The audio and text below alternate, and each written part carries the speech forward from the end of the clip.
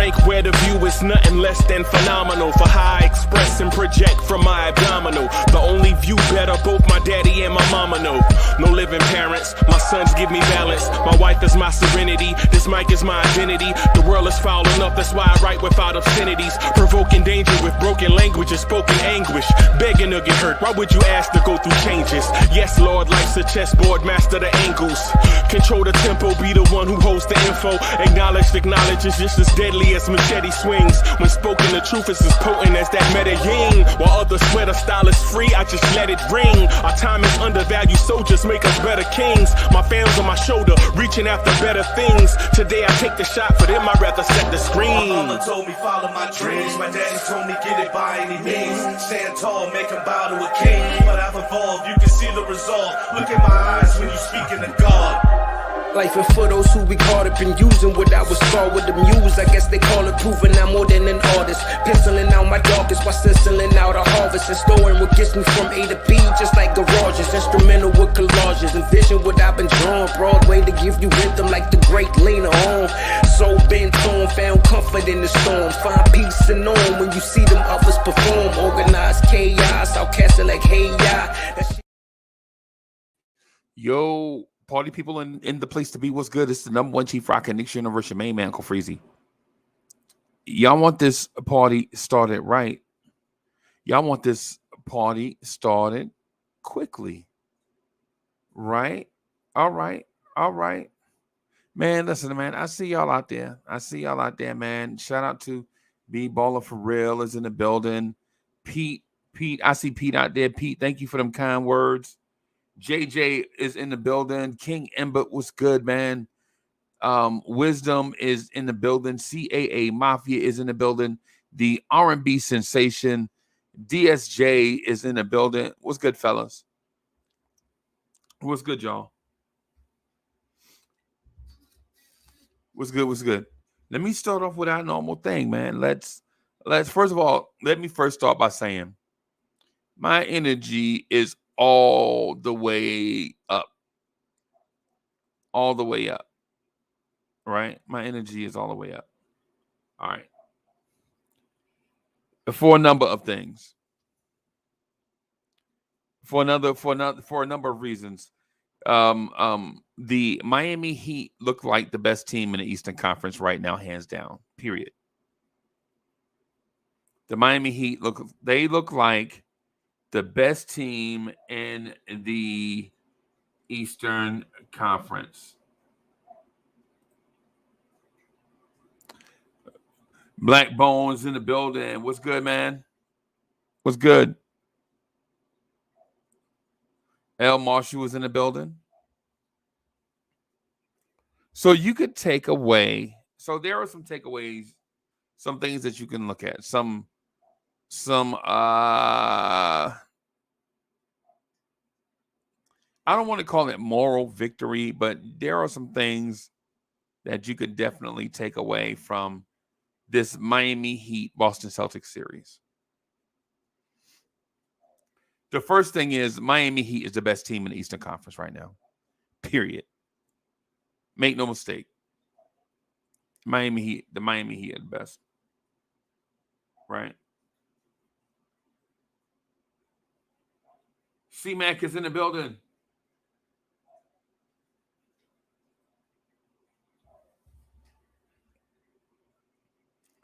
The second thing you could take away from this is that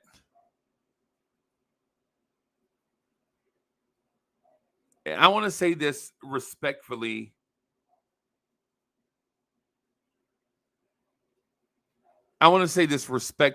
Without coming across as arrogant or cocky.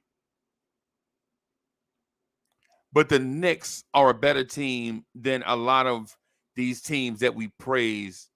Like they just throw their jersey on the floor and they're supposed to be better than us. Let me tell y'all something. Right? Milwaukee against Miami won 1 game. Boston against Miami won 0 games.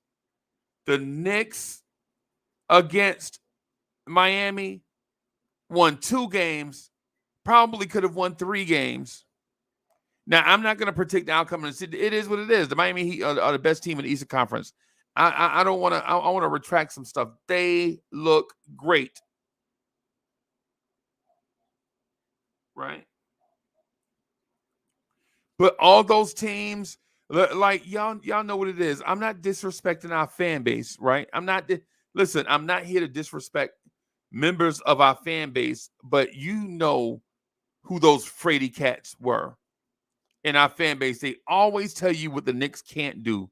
They never tell you what the Knicks can do. That'll never work, Uncle Freezy. Boston has too many weapons, Uncle Freezy. Man, Milwaukee has Giannis and Blase Blah, Uncle Freezy. How's that working out right now?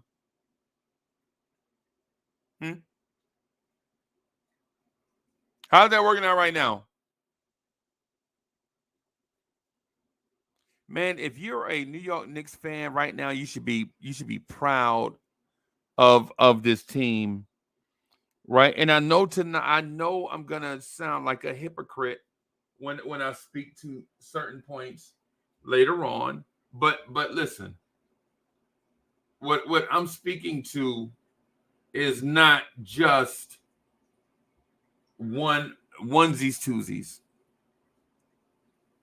It's not onesies twosies that I'm talking about here. Well, what I'm talking about is this team is a lot better than what Knicks fans in our own fan base won't give our players credit for anything. Yet, you see the progress that is made.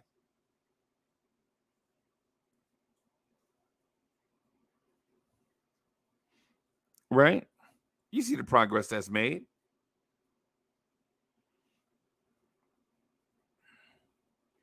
So if you're a Knicks fan tonight, man, you should be proud.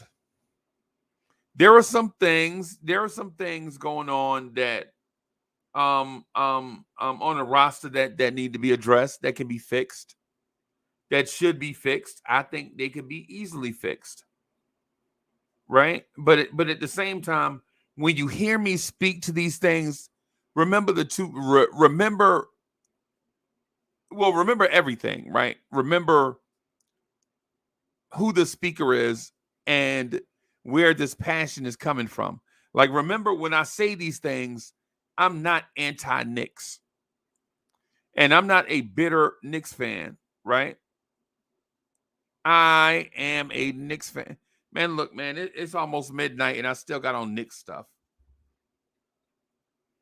It's midnight, bro. I should be in pajamas or close to midnight. It's close to midnight. So in the dark. They're out to get you. So it's close to midnight, right? It's close to midnight. And here we are talking about Knicks, right? Hey, Dre, I see you. I just want to get something off my chest real quick. Just be patient with me, Dre, just real quick. If you're a Knicks fan today, you should be proud of yourself, right? But ultimately, I have a thing, a second part of this.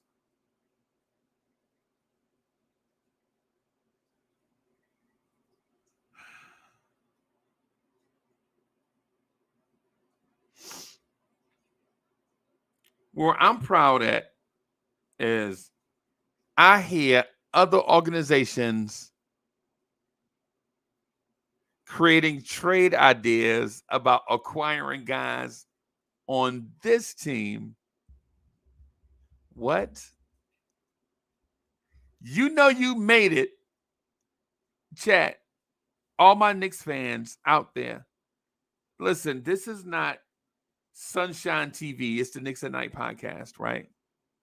This is not the time for me to pour honey down your ear. Nah. It's the offseason. It's the opposite. Now's the time for us to break everything down. We have from now until September 15th or thereabout to break down everything that we saw about last season and to project on what we'll see in the season coming up. Now's that time. Our season's over. So when we talk about certain things, remember these Knicks fans that come on and rock the mic with us, remember they're coming from a different place. Don't look at them like the enemy, so to speak, unless they sound like the enemy, and then we'll check them.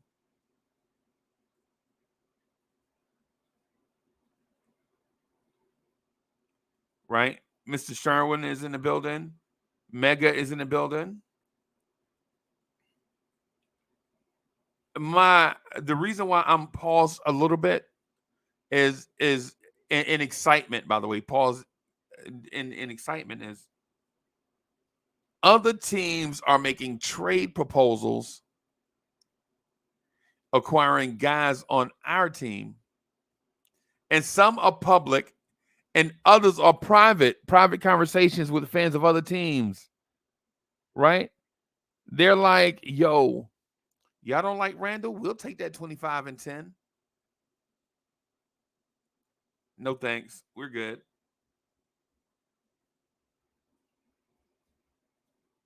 No thanks. We're good. How about we keep Randle and have Randle be healthy in the playoffs? Randle is a regular season monster, and you know what? Every team needs that. A guy during a regular season that's going to help you get to the postseason. Right now, is he disappointing in the postseason? Yes. Right, but the regular season is 82 games, man. There were times when we were trying to figure out how we were going to make it through 82 games. I offer you, the smart New York Knicks basketball listener, this. How about we need a guy that's going to help us get to the playoffs? And then when the playoffs get here, we need a guy that's going to carry us into the playoffs. Can that be a different guy? I think so. Can one or two guys carry us in a regular season, and then one or two or three guys carry us in a postseason? I think that's a valid question to ask.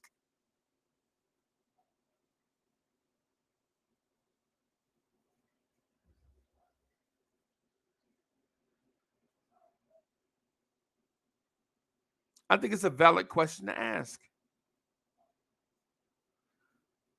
Right? I'm not trolling you guys or trying to just to make random conversation. I don't like doing the random conversation thing. I like drilling down on topics, man, and having conversations that make sense.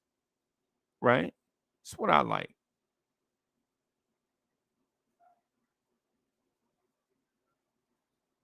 That's what I like.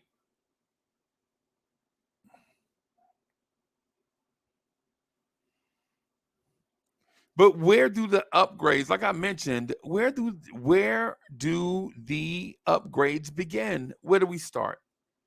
Where do we start with the upgrades? If we're going to upgrade, where do we begin? Before we start that conversation, let me point out that the Lawrence Tears newsletter has had a link to the Lawrence Tears newsletter has been pinned to the YouTube chat.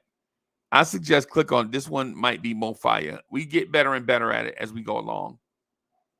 I'm not Mike Lupica. I didn't go to school for this and all that stuff, but people ask for that, for us to diversify the way we dispense information.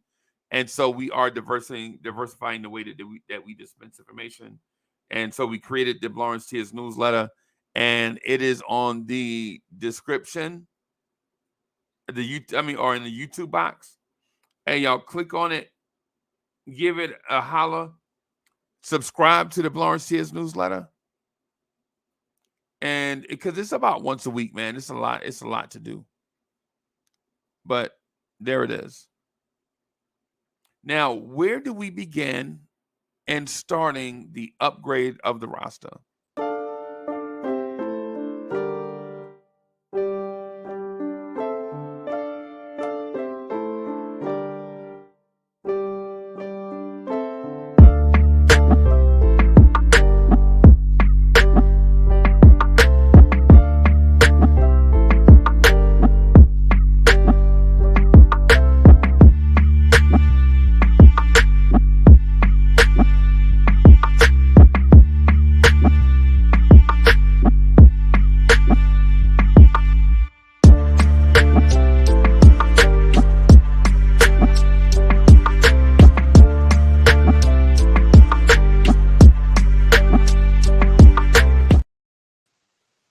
Yo. Yup. What's up, What up, boss? Freezy? Man, Chilling, man. Chilling. Yeah, man.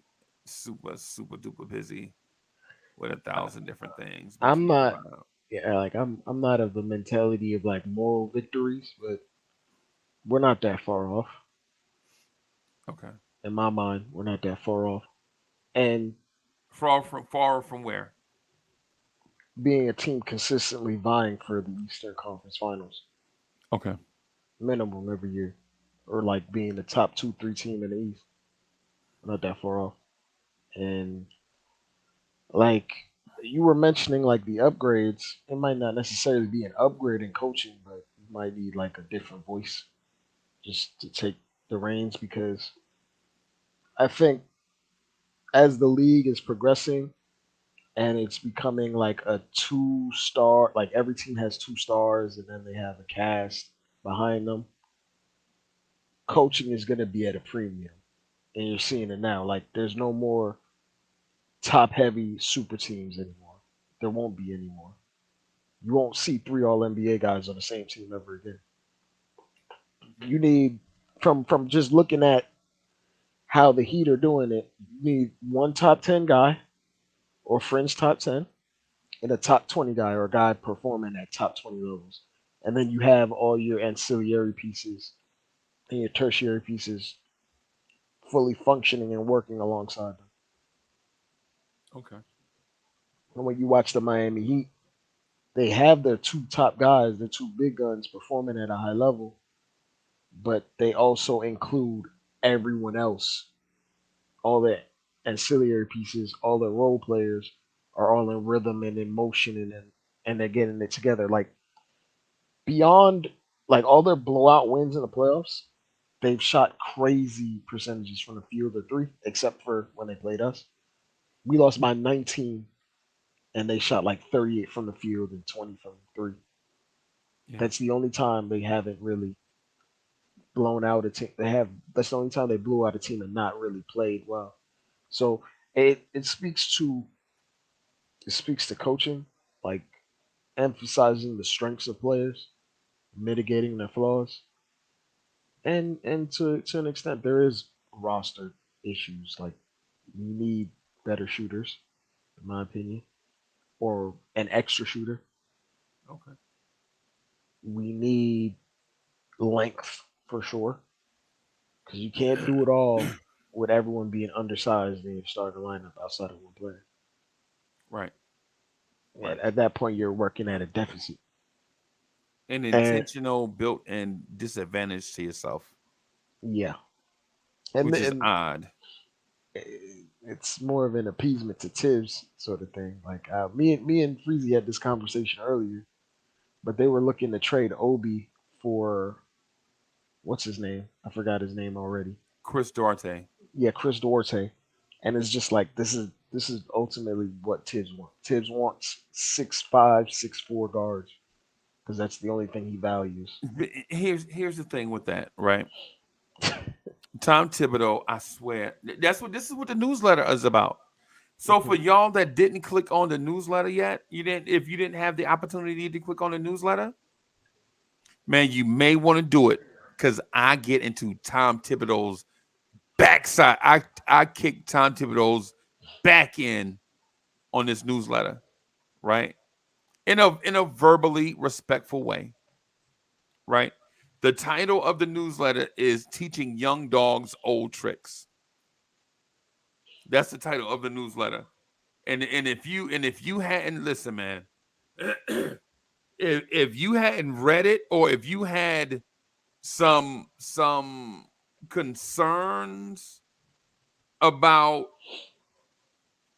who Tibbs is, man, listen, I go in on Tom Thibodeau.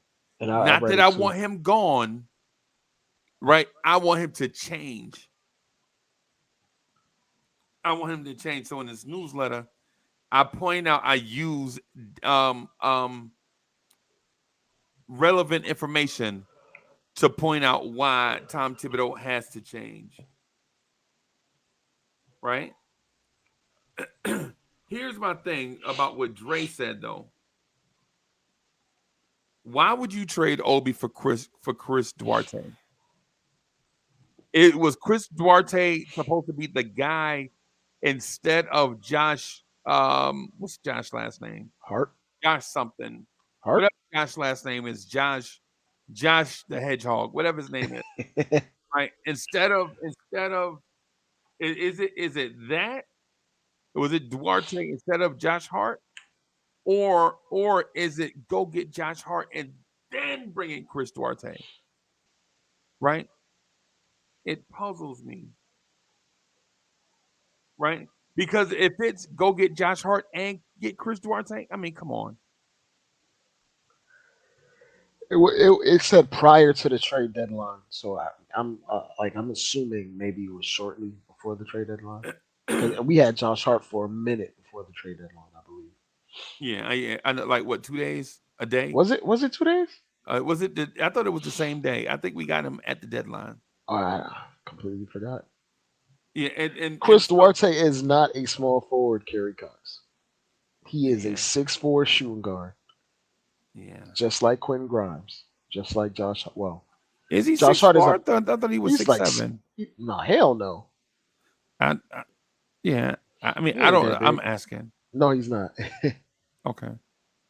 So even if he can't even play the position, regardless, even if he is bigger, he still doesn't play that big. No, he doesn't. he doesn't. He's not a rebounder. He's essentially 3-and-D. That's about as much as you're gonna get out of him at 6'5". He's not super athletic. He can put the ball on the floor a little bit, but he's also older, so he's almost closer to being a fully fleshed out NBA player, like who he is at this point. Yep. ESPN lists Chris Duarte at 6'5", 190. He's really 6'4", but yeah. And here's the thing. He shot 36.9% from the floor. This year. He started out his rookie campaign on fire and then fell off when teams scouted him and was like, just don't leave him open. Yes, and he'll be 26 in 3 weeks.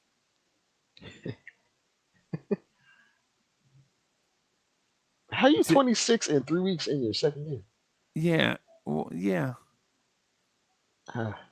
I'm just not enthused with the idea of that. And that all reads as a Tom Thibodeau guy. Like this. That's all he values.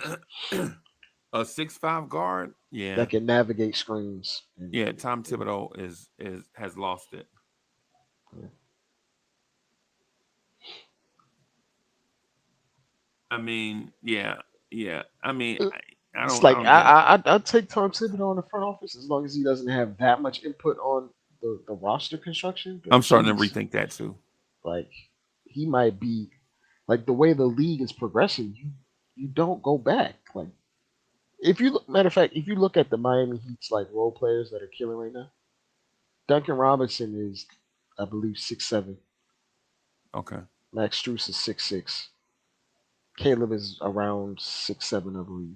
But he's athletic. He plays bigger than his size. Yeah. Caleb is 6'5", but he plays big. He plays big. Yeah. So yeah. And all of these guys are shooting from the perimeter at a high clip in the playoffs. Like, I'm not interested. I'm not interested in these 6'4" to 6'5" guys that aren't really athletic, that try really hard, but it's misdirected energy at a certain point when you don't have the certain skill or athleticism to close the margins. But you okay. So I know you know basketball, right? Yeah. That's what IKBM stands for, right? We know that, right? Here's my thing that I think you missed. Yeah. If the Knicks wanted to swap Obi for Chris Duarte, how comes a trade that simple wasn't completed? I think maybe Indiana values Duarte more than they value Obi. Also, there's this part of the equation. Duarte still has 2 more years left on his rookie deal. Obi Yeah. has one. And at the time, Obi had one. Yeah, I Well, mean he's now, heading into one. He's yeah, looking to but get at the paid. time, but at the time, Duarte was at a year and a half. Obi was at 2.5. I'm talking about years of service, Yeah, so like right? control at that point, control matters more for that player. So That they could means push back the Duarte question mark for themselves even further rather than okay, solving our Obi problem right now. but not really I'm saying because for them, not for us. For them, they'd get Obi and then they'd have to be like, do we pay Obi? With Duarte, there's just like we can hold out, wait another okay, year and figure it out. yeah, and the reason why I say that is because the dude just is going to turn 26 in 3 weeks. Yeah, You know what I'm saying? How can you figure? I mean, what's to figure out? Either he's got it, or he don't at 26. You feel me? that's fair. You know, I mean, and I'm not going for the jugular here. I just want to make it plain. Like I want to make some of these points that we're talking about crystal clear, so that we all understand what it is that we dealing with here. You feel me? It's one of them things where it's like, yo, what are we trying to So do why? here? So what do you think they were thinking? I think Obi has zero value. Damn. Yeah, I do, bro. Because a Duarte Obi Toppin deal should have been done. That should have been the lead. That should be the last thing we do. Man, it makes me think. Okay, if the Knicks front office can't pull off a Duarte for Obi Toppin deal, then the Donovan Mitchell deal was never gonna happen. You feel me? I mean, and I know everything can't go back to Spider. That's not what I'm saying. I'm not talking about Spider himself coming here. I'm talking about the act of completing a task. I'm talking about completing a task. If they can't get Chris Duarte for Obi, right? Shouldn't that be easy? It should be easy, but Chat, am I wrong? Chat, am I wrong? A guy averaging, you're trading Obi for a guy averaging 7 points a game on 30% shooting, 37% shooting from the floor. Shouldn't that be easy? in theory, yes. But maybe we were asking for more. I don't know. I don't know if we're like deluded on the value of Obi Toppin. Yeah. Maybe we are. I'll give you another example. The Cam Reddish for Grayson Allen. Shouldn't that have been easy? That was a thing. Yes. I I didn't know about followed this that one. for a week. I didn't know that was a thing. I That think was I missed that real. one. I missed that That one. yeah, that was real. That was real. You know what I'm saying? Because the Cam Reddish for Josh Hart thing, in theory, I'm thinking like, okay, so Dre, let me. Can you please explain to me? Okay, I think I know the particulars, but I just want to be sure that I'm hearing this correctly. What did the Knicks give up in exchange for Josh Hart, You gave up a first rounder and Cam Reddish. and what And else? well, that was it. First rounder and Cam Reddish. I believe. Nah, Was it that's more? not. Yes, Who else was in there? I missed that. Svi McCulloch. Oh, okay. I mean, Ryan Ryan Arcidiacono. Arcidiacono, and but Yeah. I mean, are we actually qualifying them? Like, because they didn't really play for us like at all. I mean, we threw them in probably to make the money work or something, but Well. What I'm getting at is this. What I'm getting at is this. Did we really give up Cam Reddish, Ryan Arcidiacono, Svi Mikhailuk, and a first round pick for Josh Hart? Do you hear how that sounds coming out of my mouth now? yeah, we gotta Dre, pay do him. you hear how that sounds going in your ear now? Yeah, and we gotta pay him. See, because listen, no disrespect to Svi Mikhailuk or Ryan Arcidiacono, and it's odd that I can finally say their names right now that they're not Knicks. That's peculiar. That's a Uncle Freezy is a dummy thing right there. When they were here, I was chopping their names up, and then when they leave, I can pronounce them right. That's so crazy. But yeah. it's My- it it's kind of befuddling and confusing because if we're keeping it a buck, we gave up a first rounder to get Cam Reddish, so we kind of gave up two firsts for Josh Hart. yeah, yeah, Oh God, yeah. That's what I'm telling you. two firsts and Kevin Knox Yeah. for Josh Hart. In theory we gave up two firsts. Kevin Knox, right? Cam Reddish, Kevin Knox. Whoa! You get Cam Reddish with the Kevin Knox part, so it's two So it firsts. can't be both. It can't be Yeah, both. yeah. Yes, that's So double dipping. Yeah. two firsts, Kevin Knox, Ryan Arcidiacono, Svi Mikhailuk. Yeah. Who else? That's it, I think. Yeah, two firsts for two firsts for Josh Hart sounds ridiculous. Just piecing it together. Yeah. That is a nasty number for a guy of his talent level. And then For your seventh guy off the bench, like your seventh guy in the rotation. yeah, and all of that in a year of the deepest draft maybe since could be ever, God. but we want to be reserved. Like we don't want to jump out the window. But Look, this draft could be the deepest draft ever. I saw I saw this thing where it could be the deepest draft ever, and I saw this thing where it was like, um, Vic Wembanyama, like he's going to be getting essentially tutored by Duncan, Ginobili, and Tony Parker. Like they've already said, we're gonna be mentoring him from jump. So Yeah. whatever ceiling, barring injury, whatever ceiling, perceived ceiling, or whatever it's gonna be, you know he's gonna reach it.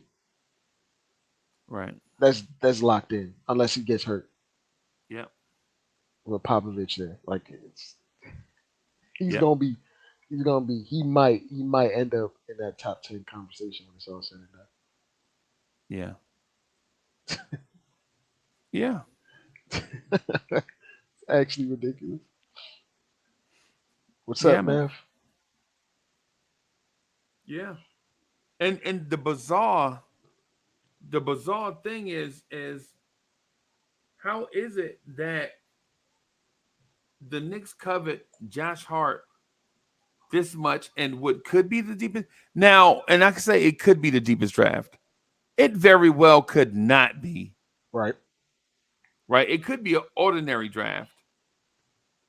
But for a team that's devoid of talent, High end talent. high-end talent, I should say, I'm sorry. That's devoid of high-end talent. How do you Skip up on that mortgage the chance. future for Josh Hart? Because I mean we're trying to like try to win within the margins because we have a lot of solid contracts but no max deals. So we're not like in that apron conversation, but it's also like it's Josh Hart, man. It's not like he made the difference in the first round, but he was clearly a negative in the second round. Exploited Yeah, to that effect. yeah. Yeah, It's and it's sad. because we gave up leading into that basically two first rounders, we have to pay him. No ifs, ands, or buts. We have to pay him. In Now, I'm not theory, gonna predict the future, but if we pay him, he might be like one of the guys we trade off if we do target like a superstar at the deadline or something. But if we sign him, we can't use his contract this summer. yeah, I think the best thing to do for Josh Hart is and the Knicks is to pick up his player option, talk him into picking up his player option, and then extending him off of that. Well, Hmm. that gives us 12.9 this summer, that this year, that Yeah. 12.9 number. But then after that, when Fournier comes off the book, his salary will explode, Right. right? Like giving him his 19 or $20 million a year. That or whatever it is um that he'll get from the Knicks. So we got Nev backstage. Nev, let me see. Nev. Okay.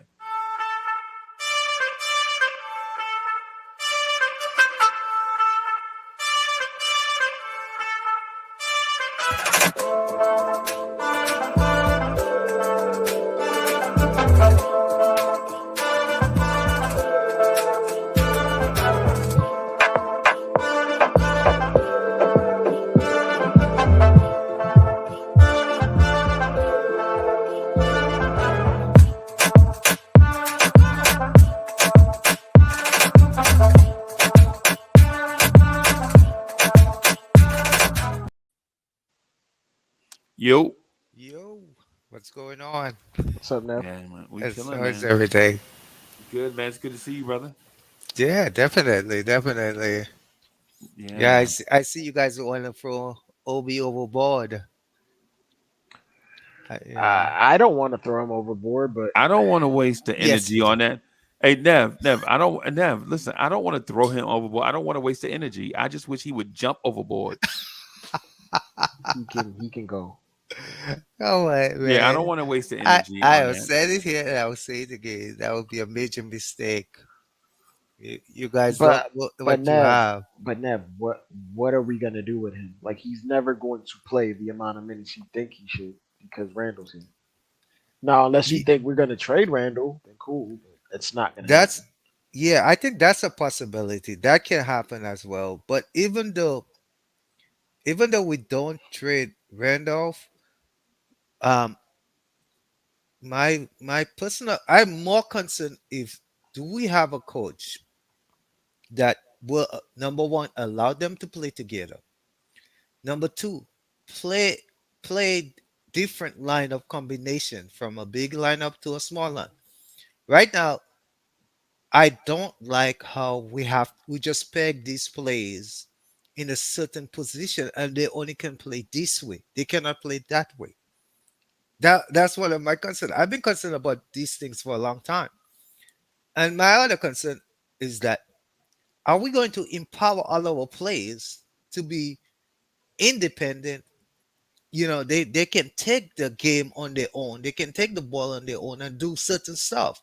They don't have to rely on Brunson, RJ, or Julius.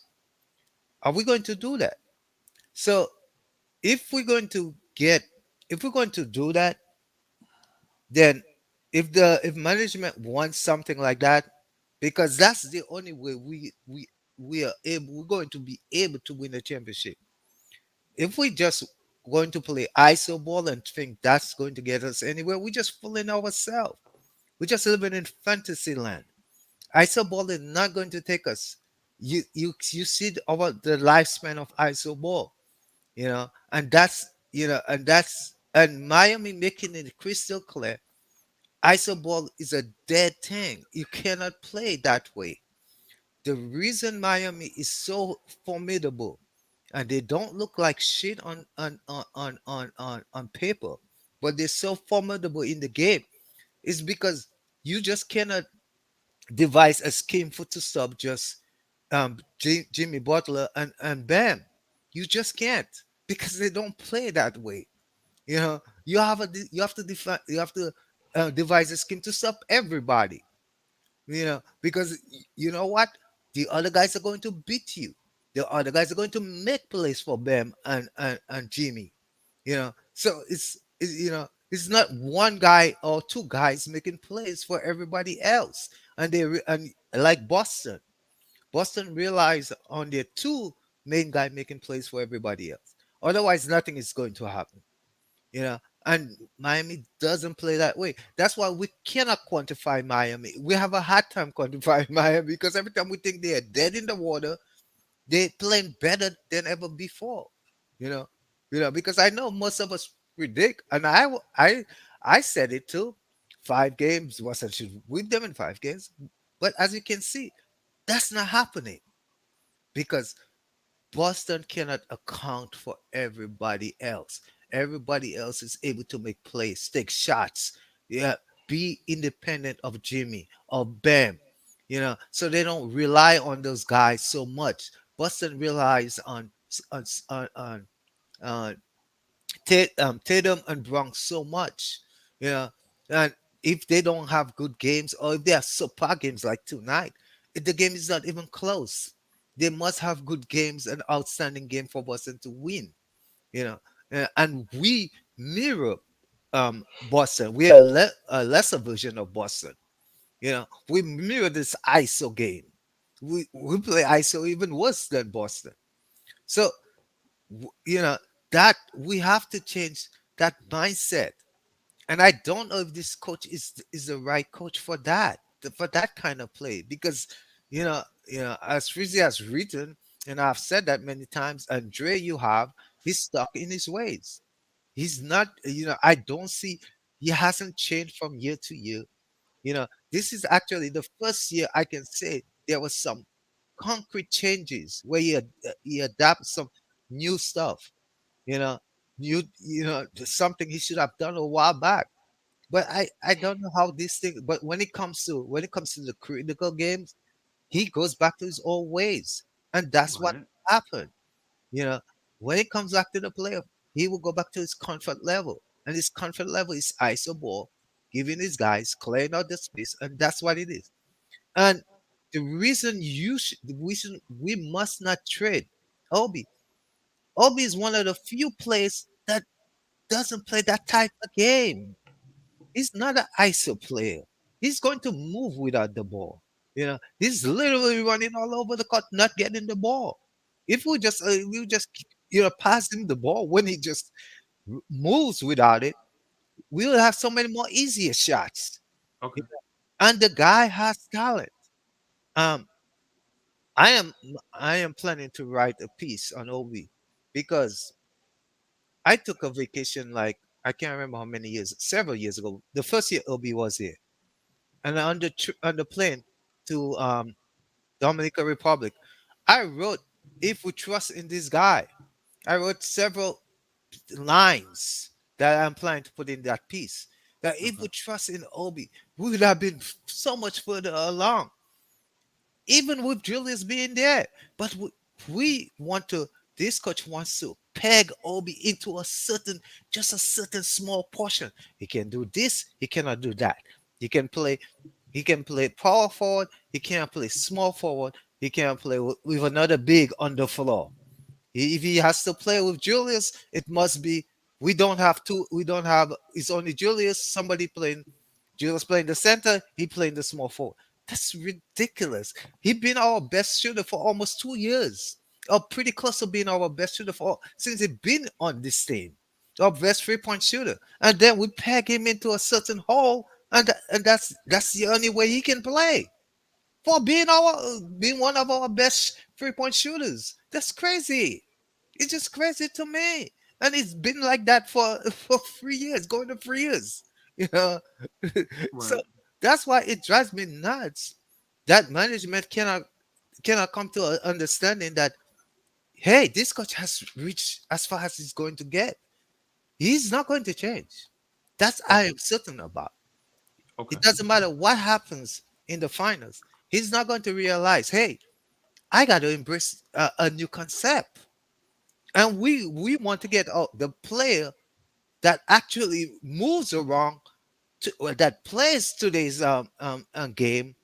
He's the best player on our team that plays today's game. We want to get rid of him. It's crazy to me. Okay. All right. So you totally missed what I mean by what I want. Why Obi can throw himself overboard. I ain't wasting the energy, bro, and throwing Obi. I'm just gonna tell Obi to jump. I'm gonna just tell Obi to walk the plank. And it's not because of those things that you said, because you make an outstanding point, right? My deal with Obi is outside of those things that you mentioned. He has zero floor awareness, especially defensively. Defensively, defensively, he's good in man to man defense, right? If you put Obi, if I say Obi, go guard Nev the Disruptor for the next 6 minutes, he will guard Nev the Disruptor for the next 6 minutes, right? But if you say Obi, guard Nev and make sure there are no backdoor cuts, now he's not going to guard Nev or check for backdoor. He's going to look like he's lost in them all, right?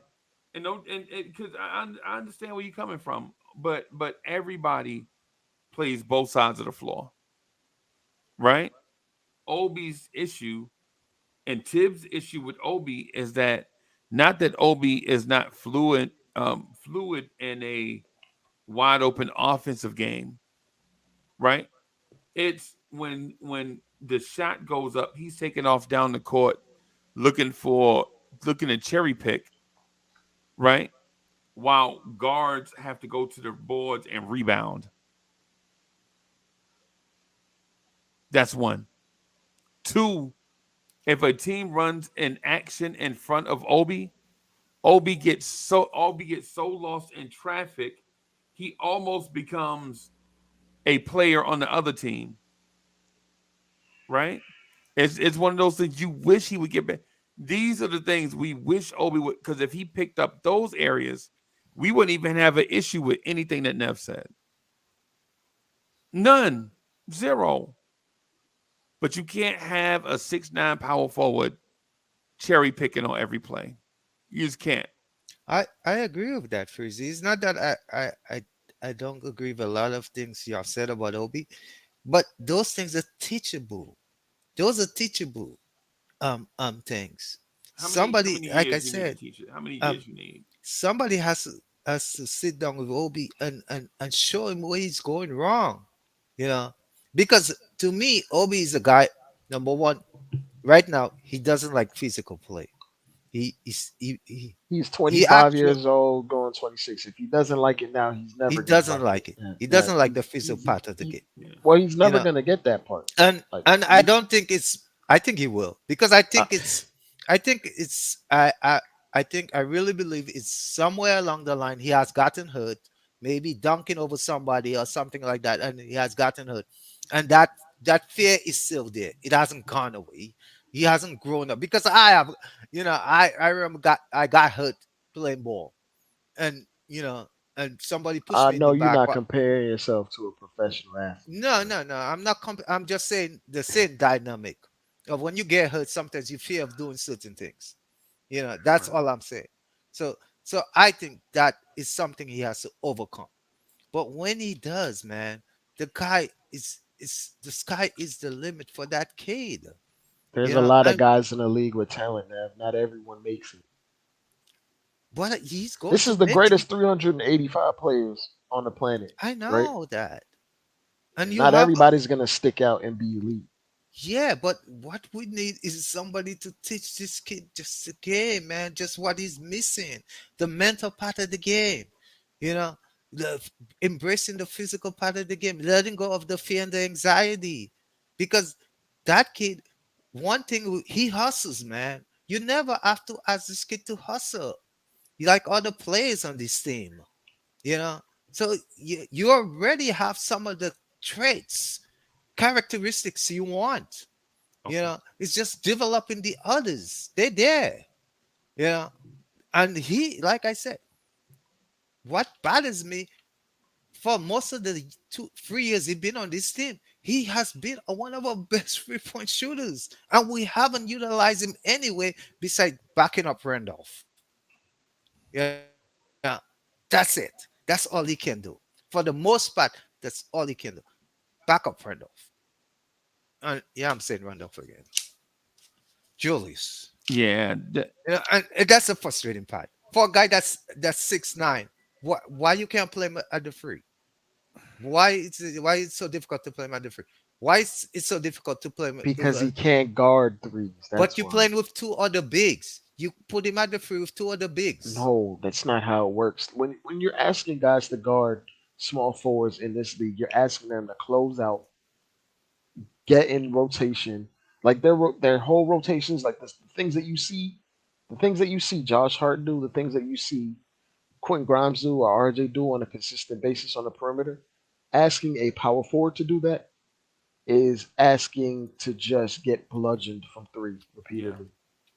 Dude, They're not he's a able. They're better not. defender than RJ. You can be who? Okay. Who? Wait, hold on. What? He's a better defender than RJ. Oh, all right. Okay. All right. Okay. You RJ got it, got Nev. Nev, beat I'm not about just to agree about. with that. I'm not Come about to agree on. with that. He's a I, better I defender saw than I saw RJ. these playoffs, Nev. You're not gonna say that to me when I saw these playoffs. When Jimmy Butler sees Obi Toppin on him, what do you think Jimmy Butler is doing? He's He going to is take him licking down his. in the post. He's He's not going licking to. his chops. He's not going to try to shoot over him. He's going to take him down in the post because he He's knows he going can to bully him. score. Period. It don't matter which iteration. It don't matter what's happening. He's going to score. We can't. We can't. You got to be realistic, man. Obi I is am not. realistic. Obi is not a. Obi is not a small forward in You, any you shape or form in today's NBA. He you is know not. what you know what I see? We make excuses for all kind of way not to play this guy, and team after team, If you want we to play watch it. him and We Randall at the watch it. 4 and 5, Can I make this sure, point? Can I but make this they're point? not small forwards. Can I make this point? We're watching Robinson. What is Duncan Robinson plays excellent on Miami, and we're making all kind of excuse for not to play a guy that capable of hitting threes. One of our best 3-point shooter. Who But you talking but about? You talking about Duncan Robinson is their best 3-point shooter, right? Because I know you're not talking about Obi as a 3-point shooter. I know that's not what I'm hearing. dude, Obi is one of our best point free since he's been on this team. He has been one of our best free point shooters. He probably the last year. He probably the top guy or the second guy in 3-point percentage. No. You know, First off, No, number one, Obi he is shot not a shooter. 30% from three last year. Obi shot 34% from three this year on lower volume. No, he is not. He is not, bro. He's not a shooter. He's not who you think he is. Yeah. so If anything, Tibbs putting him in this box as the shooter is to the detriment of him because he's not. Yep. He's not a shooter, but Tibbs keeps trying to force him into that role of shooter, And which is why he keeps taking him. hired a shooting coach for him last so summer. who's the best? Who's the best on this team? Jalen Brunson. Last year, and who was the best? And who's the Ja- second best? Last year, Obi Toppin Can shot you 30%. can you give me 30% a from three list? last year. Like I don't. It doesn't matter who's the best. When you shoot 30% from three, But you're not the can we best go shooter on down your the team. list? Can we go down the list? Is it that Oh that my god! difficult I could name like 5 people, but off the top of my head, there were better 3-point shooters than Obi on on that this team team? last year. Yeah, Who were they? All I see is Do you excuses, think? Do man. you think? Do you think? Do you think everyone on the Knicks shot below 30% from three last year, then, or something? No, Because if no. that's the case, then okay, then Obi was the best 3-point shooter, but he shot I 30% from three. He was not the best. Like this is object like being as objective as possible. He was not the best 3-point shooter. This is How about not even good? like let me look up the stats, man, because you guys don't want to give it to me. I'll pull it up right now, Fuzy. Hold on. Knicks 2023 stats. 2022. I got it. I'm going to put it on the screen right now. I got it. 2021, 2022 was last year. Yeah, Nev, this is not even close. Yeah. When you were talking about the hustle stuff and being a team player, I was with you on that. The 3-point shooting thing is not. It's not it, bro. That's not the hill you should die on. Yeah. He improved his 3-point shot this year, but still not great. Still below league average. League average is like 35% or something.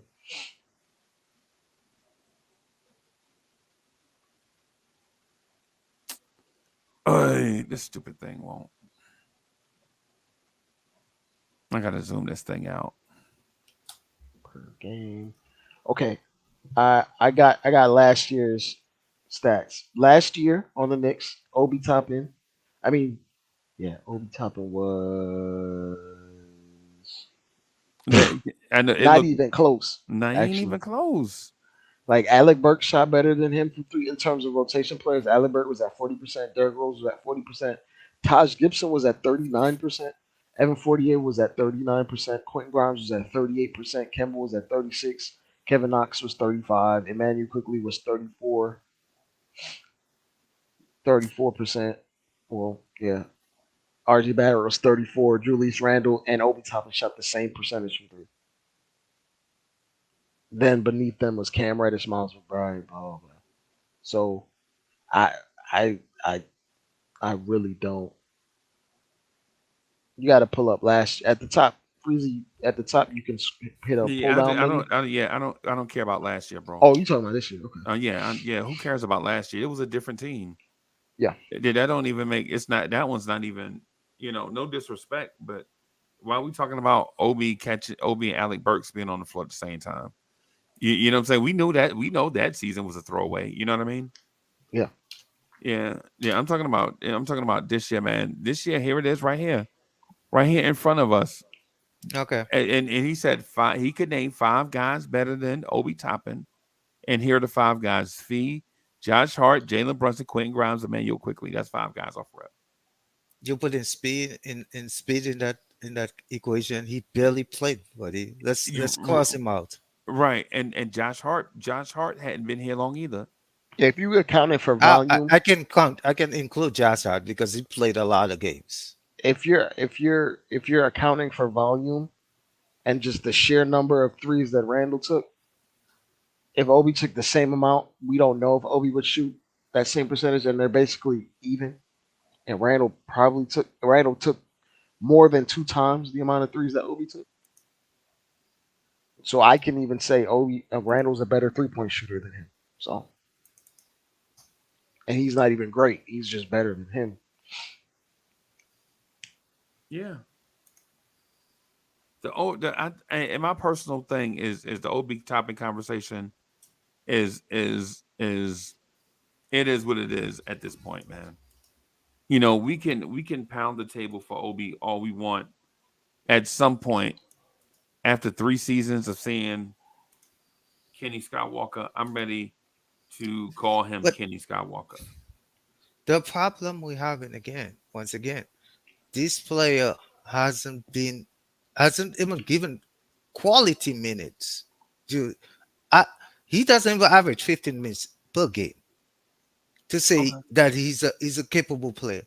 We still don't know what we have in this game. It's 3 years now. Right. Yeah, that's Right. 3 years we have gone through the same And stupid 2 crap. playoffs. And- Yep, and- I'm with you. Yeah, and we still don't know what we have in this game. This is crazy to me. It's just So unless you think Obi Toppin has this All NBA potential, which I don't, I personally don't. I do know that he's been miscast and misused in a way that isn't suitable towards his skill set. But if you want him to earn more minutes, he's gonna have to thrive in a way that he's never But had the ability to. that is the problem. Well, he's Problem, never going to Dre. play that That is- specific way. let me make this point. That is it, why that's what I've been preaching against. We cannot determine and what players we shouldn't be determined what players should be or what players should become, because it's that mindset that has stopped other players, lesser players, are making a greater contribution. That's what you don't see on Miami. That is exactly things you don't see in Miami. Because in Miami, coaches had said, hey, Vincent cannot do this. He only could do that part. He cannot do this part. Oh, Duncan Robinson cannot do this because he only can do this part. And peg them into certain roles. They can never Actually, overcome that. They can a- never.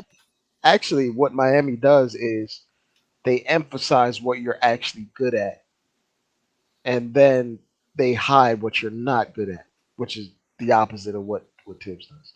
So when you talk about these guys, if you want to talk about minutes, Duncan Robinson missed like 50 games this year just off DMP because at the time Spoelstra didn't value what he brought to the game, which is okay. That's perfectly fine. And all these guys that you're naming, they didn't immediately hit the ground running with a ton of minutes. They had to earn their keep. Granted, they were undrafted guys, and you want your drafted players to get a little bit more leeway. But these guys that you're talking about, Spoelstra doesn't ask them to do more than what they're actually good at. Of course, they do it more. They're making plays for others.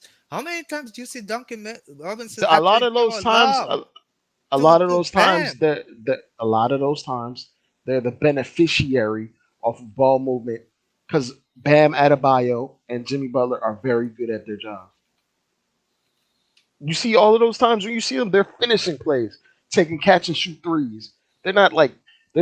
None of them are like initiating half court offense outside of sometimes with Gabe Vincent.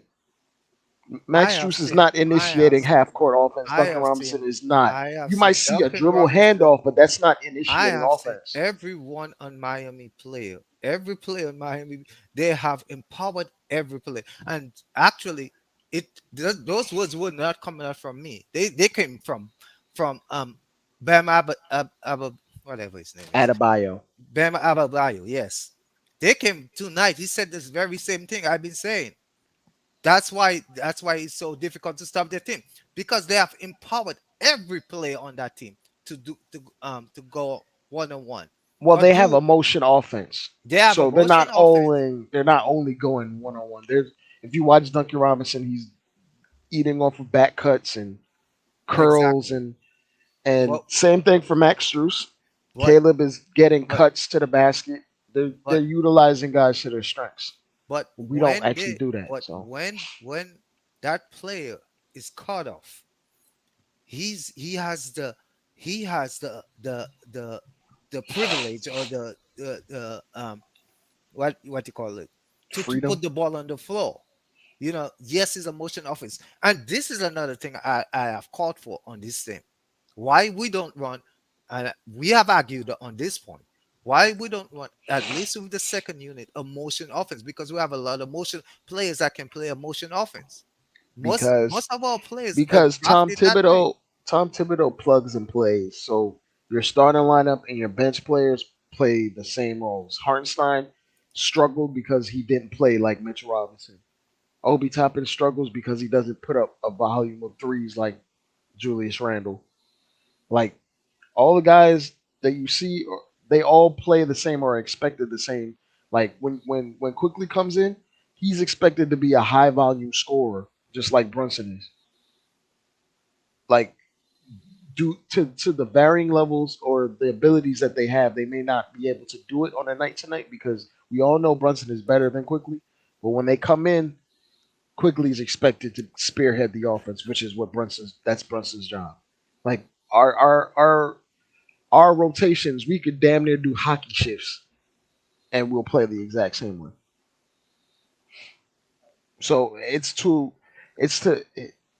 the thing you're asking for it's not necessarily like completely on the players, but like Tibbs is not necessarily maximizing. But the way that he runs his ship, it wins regular season games for sure. It'll get you to the playoffs for sure because it brings a certain level of structure and organization and discipline. Hey, Dre, I need some help, bro. I'm Yeah. ready. I'm Yeah, ready go to call in the reserves.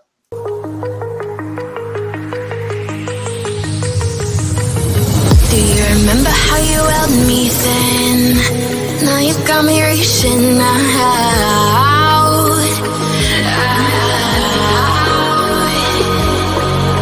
And do you see you got me falling in more times than I can get out.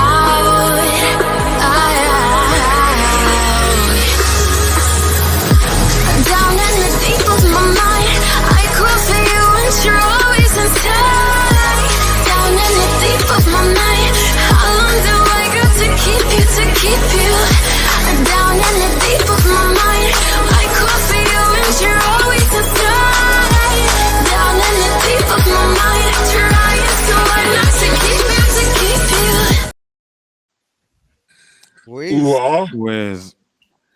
You got the warrior here. Island man. I'm coming, man. I'm here. Wow, Thank you, Wiz. Thank you. No, Dre's Island man too now by one generation off. You know. Oh, okay. Right, Dre. and then the number one chief rocker is an island man, but he's from the colonizers of Wales. Yeah. Yeah, man. Respect. He thought he was Haitian. He thought he was Haitian, but he's. I thought I was Haitian for real. I ain't even gonna lie. I ain't even gonna lie. Based on what family members told me, and then I took that test, the what do you call it, test to tell you where you really from? And found out that that I'm really Nigerian. Yeah, man. And British. Yeah. Great. And Italian. Yo man. You know, I used to be president of the Obi fan club. You know, others have taken my place, but at the same time, I'm still a member of the fan club.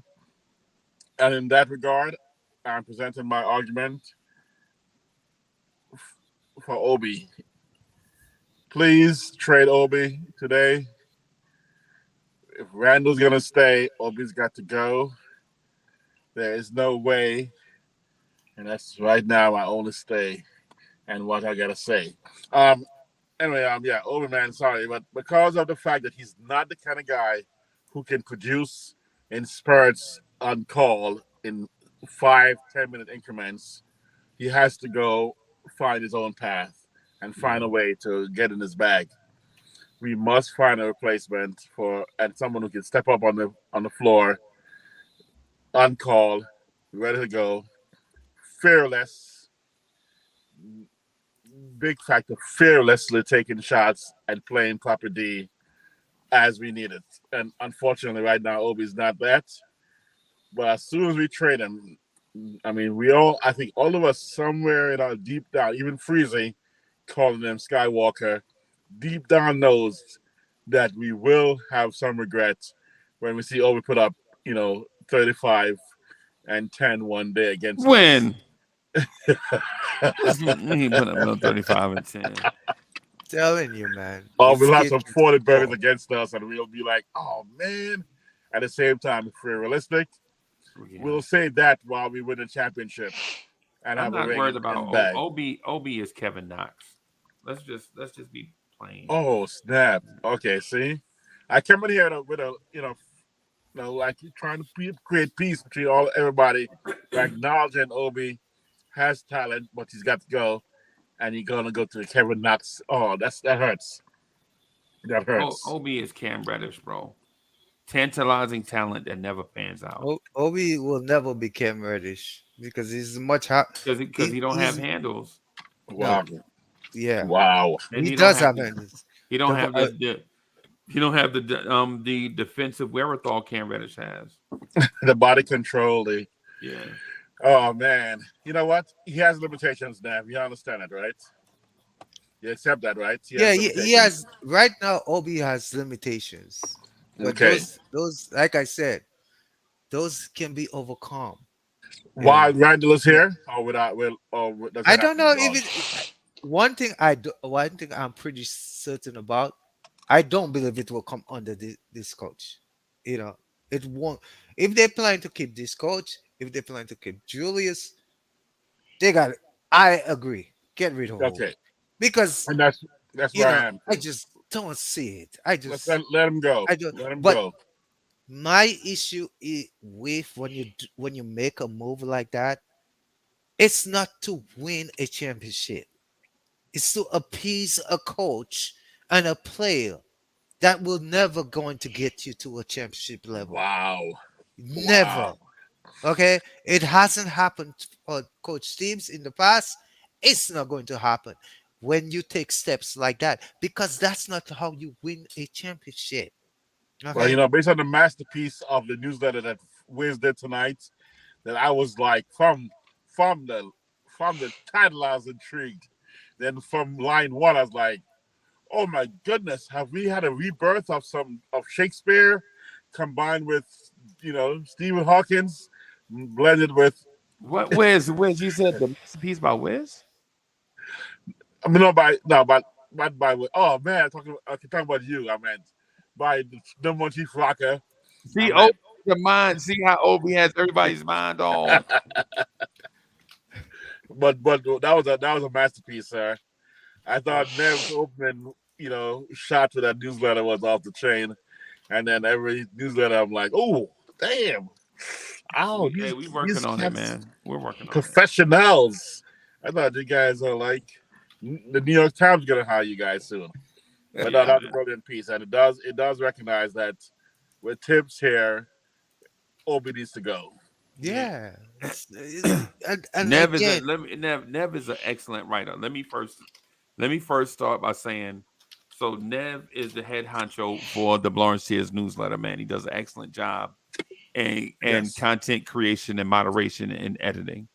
Right. Yep. I am new to the game, so sometimes I'll step outside of the margins, but I'm working on it. Mm. You know what I'm saying? So Teaching young dogs old tricks. Man, that was good. That was good. yeah. Damn, Freezy. I was like, what? Well, What? I said, let me read this. yeah, man, Head on. and in fairness to what Nev is saying about Obi, Nev, I'm not saying I'm not being think about what I'm saying. I'm not being anti Knicks, right? I'm being pro Knicks. Every Mm. draft pick that you make is not gonna pan out, is basically what I'm getting at. You know what I'm saying? And even if you like the draft picks, bro, even if you feel like they're good people and all of that, every guy that you pick is not gonna be that guy. And Obi is in that category, bro. I mean, for instance, and pardon me for being petty, right? But since you went there, I have to be a little petty, right? Obi Toppin went to the free throw line in Game 6 Oh, with the Knicks down 77-75, and the look on his face showed everyone in the arena he was shook. The first free throw he made, he rattled it in, and he was looking scared to death. mm.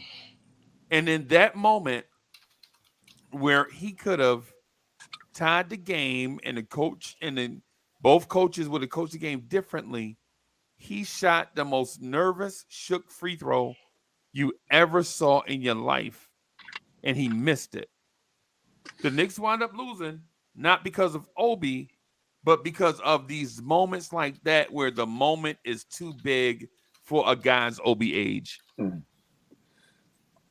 yeah, Wow. again, number one, we Were these not stress. facts though? Was that not fact? Yeah, you're 100% correct. And we tend to stress age as been as the same as being somebody maturing. If they and even in regular life we do that. And I always have to remind people, age doesn't have nothing to do with maturity. My daughter is like 24, and since she was like 16, 18, she was very mature for her age, Right. you know. So She probably got great on the parents. She other probably hand, got great parents. yeah, thank you. On the other hand, Obi is 24, but maturity wise, he's still like 18 Yeah. in maturity. So he hasn't gotten up here in maturity. Yeah. And that's another reason I don't want to give up on him so early because I know the maturity process hasn't come for this kid. Yeah, and when it does, compared with his talent, I think we're gonna have one of the best players in the league. That's Oh my my God. belief. So therefore, Nev, I don't want to give up on him. I'm not going to disagree But with you there, but the thing and is, he will not mature on the Tibbs. I He agree, will and not mature on the Tibbs. And Tibbs not that going anywhere. Not this that's year. exactly that's yeah, you know, So and why not let him go? Let's say let's go, let him go without agreeing with the reasons that that Uncle Freezer's given about Skywalker. We're gonna let him go based on the fact that for his own maturity and his own success and future, we have to cut him loose. Right? Would you agree to yeah, that? yes, So, I would. so If this coach is going to be another year, I don't think Obi should be playing underneath him. As much as Obi wants to be in New York, it's his time right. for you to realize, yo, and that's something that's the maturity stage he has to go through. It's time for you to realize this coach is not good for you. It's not good for Maybe your career. let's trade him to Brooklyn. If we Yeah, trade him to Brooklyn, he'll still be in New York. Maybe that'll help ease the pain yeah. for him. Trade him to Brooklyn, and he'll still be right here. Look at Randall. You don't know them keeping their family here. Let him go to Brooklyn, and somehow it'll ease the pain. I'll But trade him to Brooklyn if Brooklyn gives me back my Cal Bridges. That's about it. Cam. How about Cam? I'll take Cam too. Either one. Cam who? Oh, Cam Johnson, not Cam Cam Gary Johnson. Cam. Yeah, Johnson, yeah. I was Yeah. about to I'll say take not. either one of them. Cam or McCall. That's the Or only way I'm trading him to Brooklyn. And guys, let me throw you an alternative, right? Hmm. Let me throw you an alternative. What if we can move on from Obi, right, and bring in a 19-year-old, right, that can back up Mitch and Randall Ooh, and diversify the offense, like those things that you said Tibbs is stubborn in doing?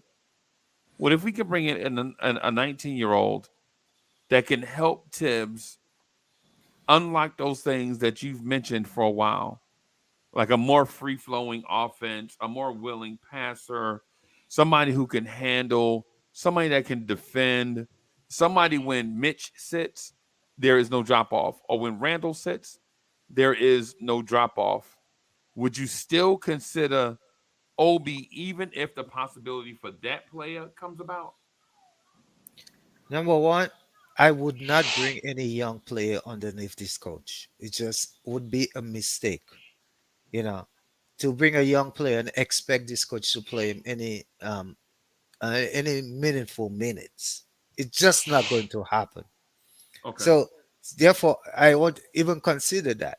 If So I'm so it trading so it so it Odie, never so it never happens. So Tibbs won't play a young player.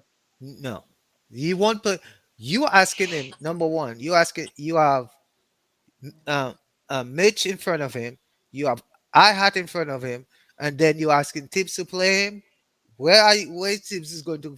Where you think Tibbs is going to get minutes for that kid? That kid is less likely to play more than like Obi. He's less likely to see any Well, minutes well, well. because This is then you this is still have this is the then you point. st- This is the point. Now, if you draft a 19-year-old, he's gonna outlive Tibbs by the end of his rookie deal. And Like then, Tibbs is not gonna be here you, the whole but that's time. the big. But my point is you can't say Tibbs won't play a young player when he started RJ Barrett every game of his career. uh, that was RJ Barrett, no number RJ one. Barrett, when Tibbs got here, RJ Number Barrett was one, 20, yes, but right? remember, Right? RJ Barrett. And then two, if Tibbs can't find playing times for that young player that I've just mentioned, why are we complaining that Obi's not getting minutes? That's the reason we are complaining because number one, he's a young player, and number two, you know, teams are not finding minutes for him. He cannot play That's the even. point. Now that's the point that I'm getting at. Even if I gave you the perfect case scenario, right, on a 19-year-old on a reset rookie contract, if you say Tibbs is going to do a thing a certain way, then why are we even sitting here having an Obi conversation if Tibbs is not going to carve out a role for Obi either? So you think he has carved out a role? So are your question? Is your question I'm thinking that he has carved out a role for Obi because I haven't. Yeah, he might be a role, No, but I know, No. and it's the opposite. It's the opposite. I agree with you that he's not carving out a role for Obi, right? And I agree with you that Tibbs probably won't carve out a role for that 19-year-old guy so we that just that solves all those issues. So the thing I'm ultimately getting at is if you think something's gonna change because it's Obi, it's not. I agree with that. Nothing is going to change. Right. Even if you, even though you draft another young player, he's going to face the same dynamic. He's Is not going to get. because However, that's the coach's preference. And to Dre's point, the reason why you would even consider the 19-year-old is because at some point, by the time that 19-year-old gets to be 21, Tibbs ain't gonna be here. mm, But you can't wait till Obi turned 28 and Johnny Bryant is the coach, and you're like, oh, now we're gonna tap into Obi Toppin's potential at age 28. But mm, I already made this argument. If we're going to keep the coach, we have to trade Obi. I agree with you guys. Right. We got to get rid of him because I don't see this coach. Even if we were to change, even if we were to keep Obi, even if we were to change the coach this summer, I would still trade Obi because Right. at a right. certain point it is almost damn near damaged goods. Yeah. Like, And and in you have to order to keep reset the Obi, rookie you gotta contract. pay in order to keep him, you gotta pay Obi like $18 million a year to Well, come off the you bench Well, and after be next the year. you backup. don't this year. Well, Yes, you after do. You don't after next year. You have to. But then you one more still have year, another year to find out and or see I mean, if he's well, worth anything. That's what I'm saying. with with restricted free agency, we may have to pay it if we want to keep him, and we're not going to pay him that if we decide to let him go test the market. And but if you test the market, he may not get the money he wants. I'm saying even if we don't have Tibbs, we gotta let Obi go if we keep Randall, because under Bryant, I would still have Randall playing 35 minutes a game at minimum. So again, Obi's gonna be playing 10 to 15 minutes a game. We gotta. I could get a new kid, and by the way, the new kid's name, Freezy. He's in the draft, Right. and that means we're gonna go for that draft pick. Right. I'm thinking. Are you thinking about a Thompson, or are you thinking about something else? No, in the case where you're talking about a backup for Obi, I'm talking about somebody like Gigi Jackson, Oh, okay. who we've seen him live, bro. This dude is Obi with aggression, Mm.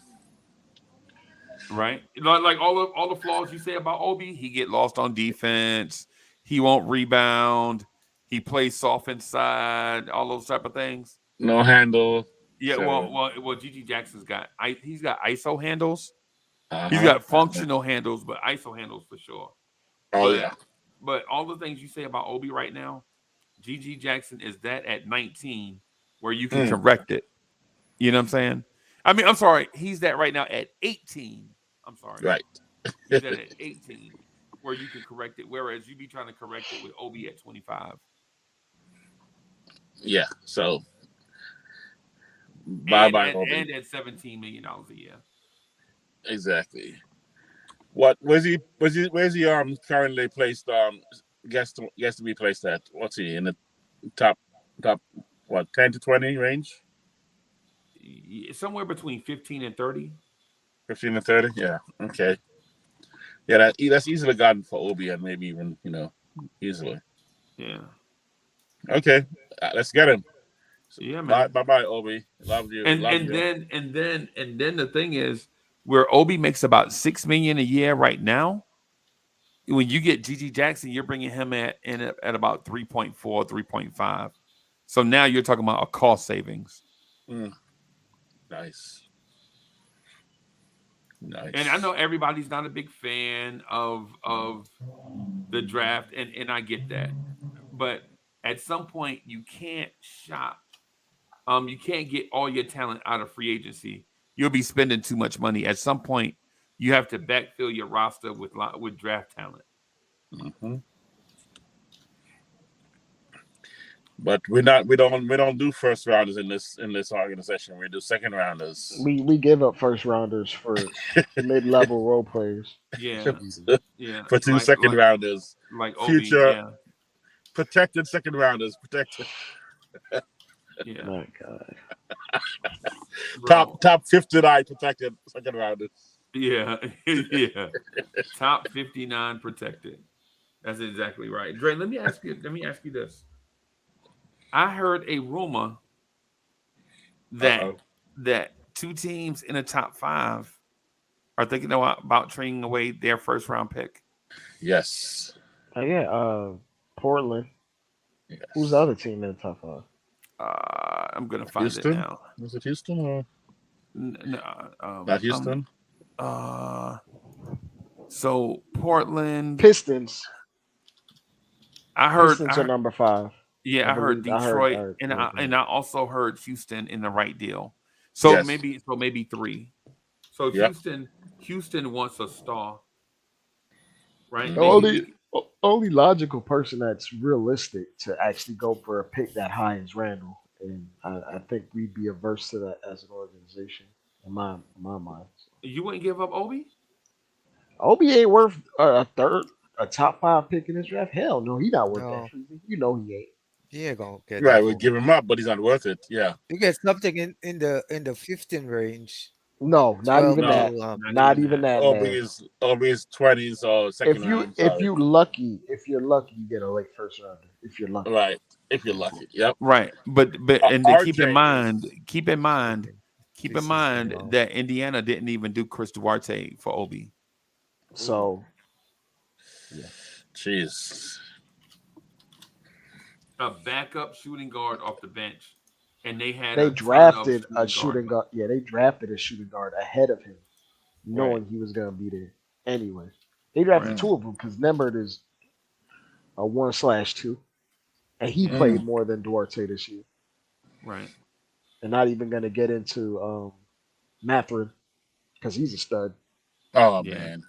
Oh, please don't break my heart, Matthew. There's a again. reason why Duarte is even thrown out there because Mm. it's a redundancy, and he doesn't have the ceiling as those 2 guys that you just named. Not even close. Right. We probably could get Dallas's 10th pick as well, right? Dallas not doing that either. Dallas I know. gonna flip that for real assets, not Obi Toppin. Yeah, they ain't No, gonna. I'm talking about I'm talking about Randall. Oh, No, they ain't I gonna do wouldn't that. move Randall for a 10. No, no. 10 Nah. and Christian Wood. If I'm moving Randall, I better be in the top 3 Yeah. No, 10 And and a piece, and for a top and 5. if I'm moving Randall for a top 3 pick, I'm not taking no salary back. I'm sorry. wow. Now Oh, you you get ain't an All giving me- NBA wow. player, you better just give me that and just Yeah, you better Keep it give me moving. multiple draft picks. And no, Wow. I'm taking back stupid salary. No, I'm not taking it back. No Evan Fournier type contract. No, Oh, snap. I don't care about the money matching. I don't care about no Oh, money match. You snap. better Jeez. just give it here and don't say nothing. Oh man. Okay, so who we're taking though? Top 5. Who you want for Randall? That was stuck right in and there. I know it starts with a Thompson twin with Freezer. I know exactly. At 3, it depends on who goes second. You would take Scoot for sure. You would take Scoot, right? Yeah, I'll take Scoot It too. depends on who goes second. Because if Brandon Miller, who is gonna, hey Dre, he's gonna drop in the draft, bro. I think Wow. Brandon Miller might go like 8th. Wow. Think so? Honest to God, Freezy, I think out of anybody in the top 8-ish, I think Brandon Miller is the worst player. Yeah, Anybody Mm. going top 8? yeah. But he's got all the measurable stuff. He Right. looks the part. He That's- like Jabari Smith. He looks the part, bro. Yep. Oh man. But is he the part? That's the part that I struggle with. But some of that has to do with like a mentality, like upstairs. Like if Yeah. he's willing to work and make himself get to that. I just echelon. think I think he played this season. He played the total season distracted because of that gun thing. Like the dude Which is used his crazy because the night after, or like when the news came out, he dropped 40. Right. Right. But I saw him. Man, listen. Listen. Man, I saw him and Gigi Jackson. I watched that game, bro. Gigi Jackson had an off game shooting because Alabama had like 3 different wings they was throwing at him, and South Carolina had nothing else. You know what I'm saying? Gigi Jackson had 0 help at South Carolina. But bro, listen, man, I'm gonna tell you something. If Gigi Jackson gets in a situation with like a point guard or a big that rebounds, Gigi Jackson is gonna be it. Justo 1-1. Thank you for Jen's contribution. Justo says was hoping Obi would be at least John Collins.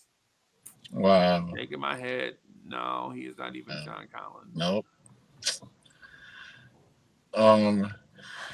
But if we get Scoot starts right away, of course, right? Yep. If you get Scoot, go ahead and get your Eastern Conference Final stuff ready right now. So Randall's gone. What's your lineup? Brunson, Scoot. Is Randall gone? I mean, that's the only way, Freezy. That's the only way you get that high of a draft pick. Of anybody on this roster, unless you tossing out $1 billion draft picks. What, RJ and picks? No, that's not going to do it. No, they're not going to. Not with Portland. That won't work with Portland. Right. So Randall. They want. Remember, context. They want to win right now. Right now, yeah, that's what I'm. Yeah. So the only way that would happen is if you put Randall in.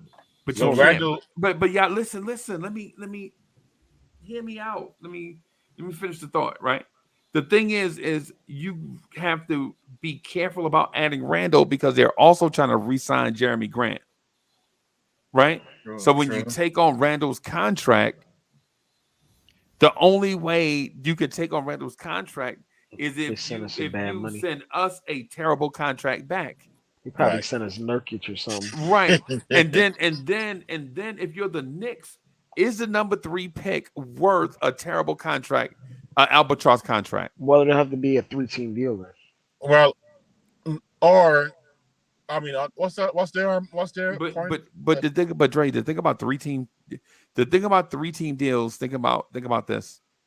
This is the reason why I don't like 3-team deals. You got to give a kickback to them too. You have to pay 2 different teams. Yeah. Mm-hmm. So while it's like if you're playing Portland, you could pay them $1, right? But now you add a second team. Now you got to pay both teams 60 cents. Or you give them Randall. You facilitate the bad contract to another team, and then you give them like a protected first, one of our protected first, 2 of them, something like that. Yeah. How about don't they have Shaden Sharp? And is all of that worth the number 3 pick? Is what I'm asking. Well, how highly you view Scoot? Yeah.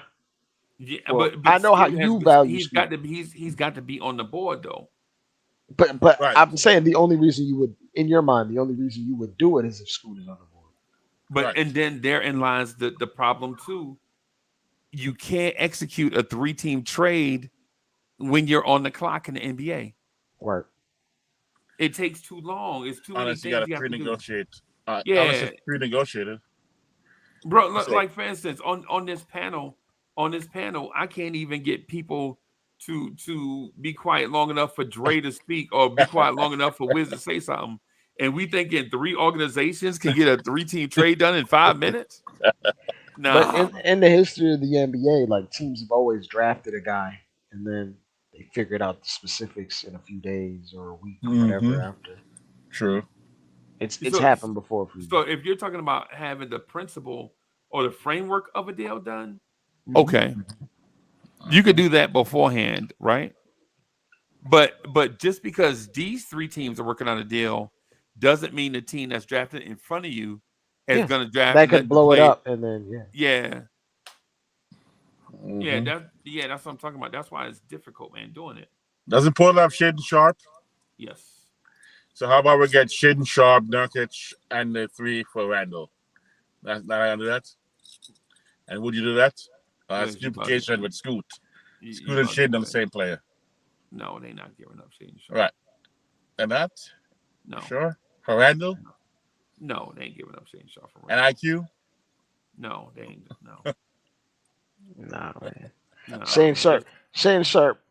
If Shane Sharp is going to be a building block or a key piece Peace. in a trade, like a centerpiece type, because When, his potential is Vince I Carter know. type, I yes, like T-Mac Shaden type. Sharp. yes. Like his potential is Vince Carter T-Mac. I know. I like Probably Shaden at the Sharp. same time, Damn. because Yeah. he has T-Mac's like physical body, but he has the bounce of Vince Carter. Yep. Yeah. I know.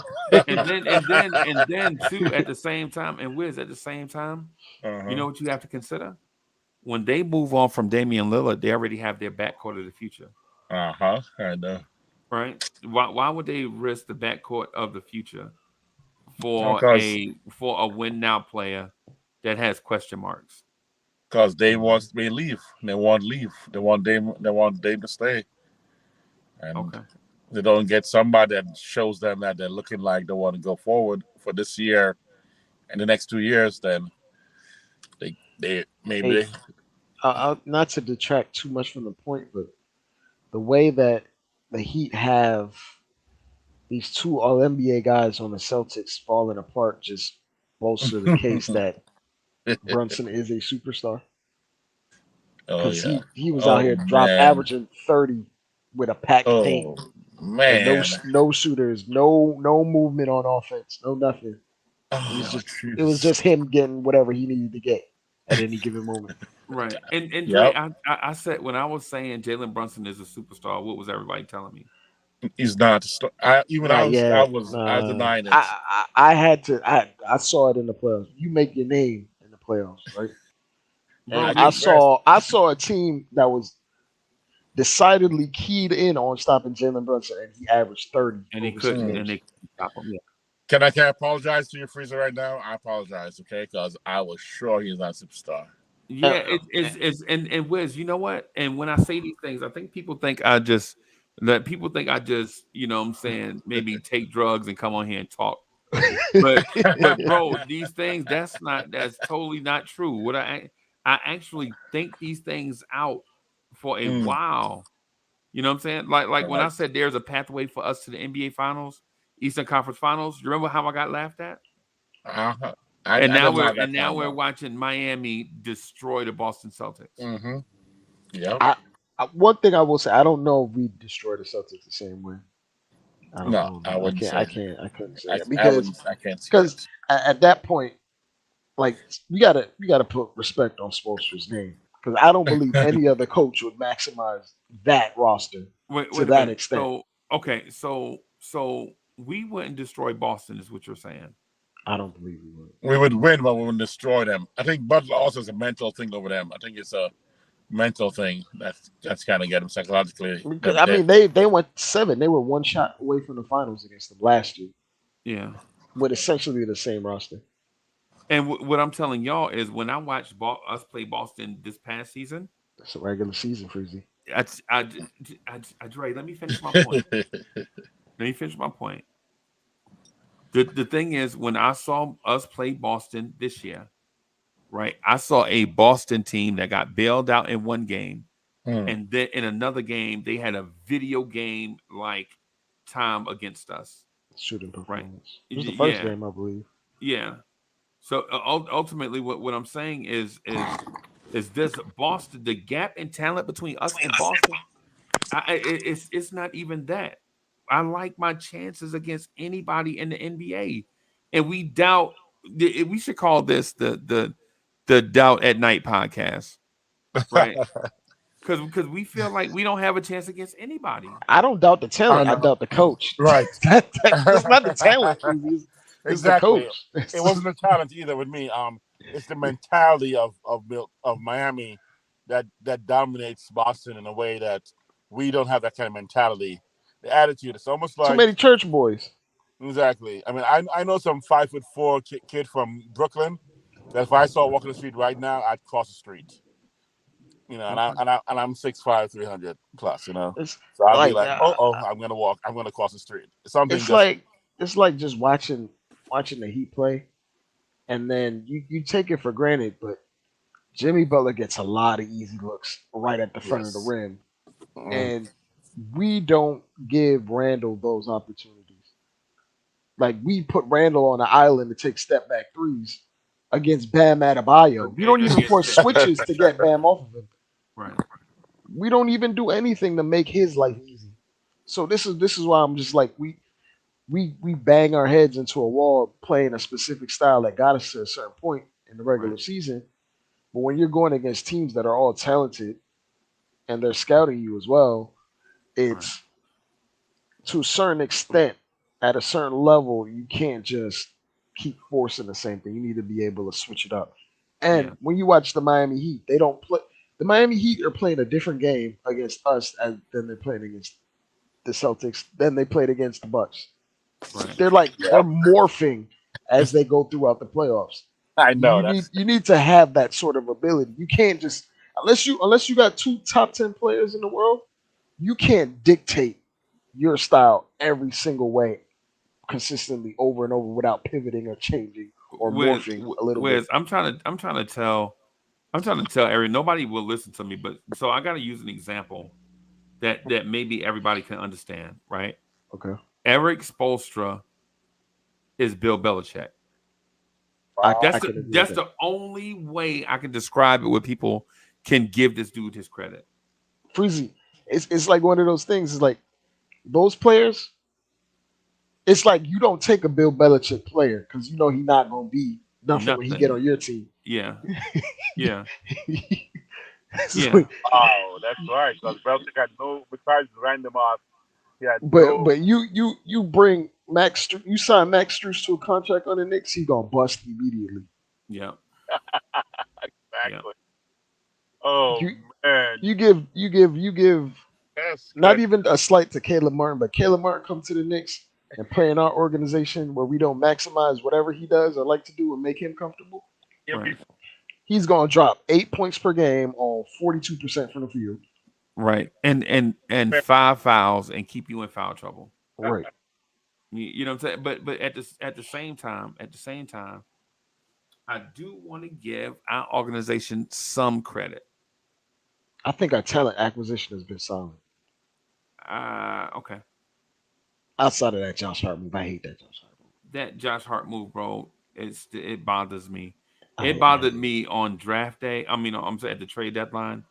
It's bothered me ever since.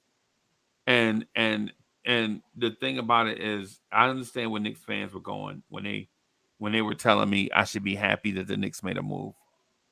You know, I didn't want to sound like a sourpuss, but I was actually a sourpuss. I was lemon drop, and that and because I didn't feel like Josh Hart was worth 2 second-round pick. I mean, 5 second-round picks at the time.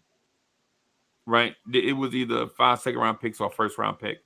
The first thing I heard was 5 second-round picks, and I was like, no, he's only worth a second-round pick himself. Why are we giving him 5 of them? wow. And a player.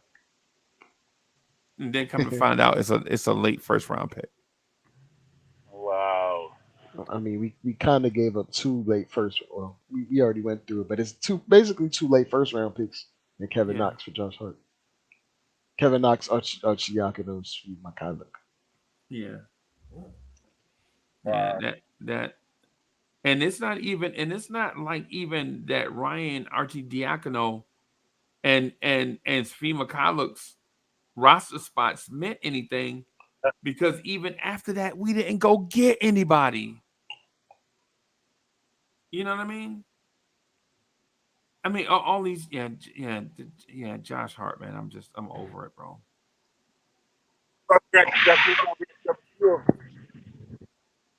I'm sorry, I didn't hear you, Wiz. Because we had some kids in the background, we didn't need nobody. Did you understand them, Dre?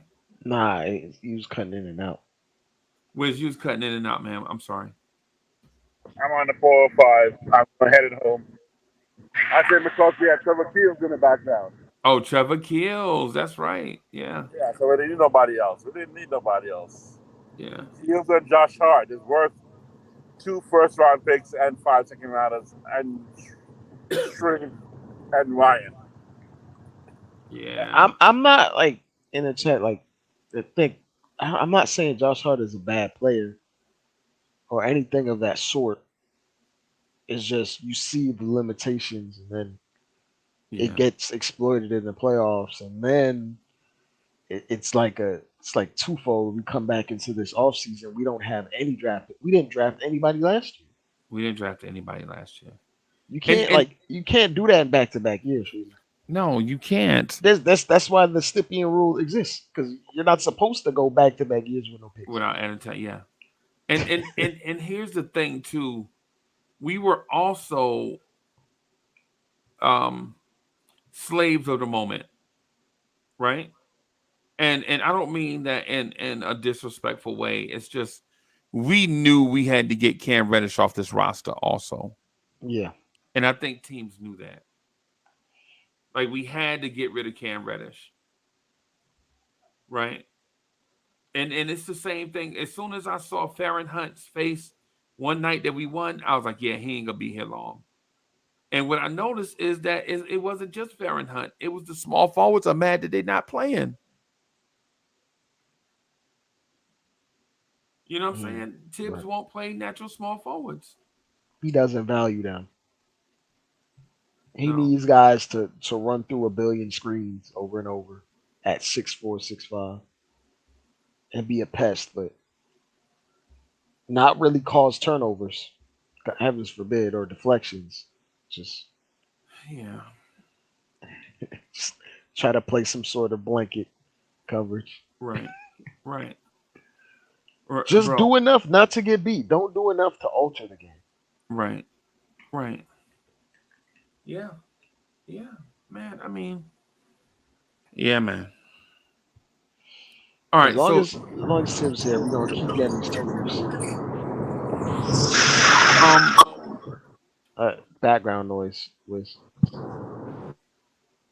So what do we do now, man? Think at worst, Freezy, we're probably gonna at worst we run it back and we buy a second round pick, draft somebody. That's the worst case scenario. Okay. I still think Obi gets traded though.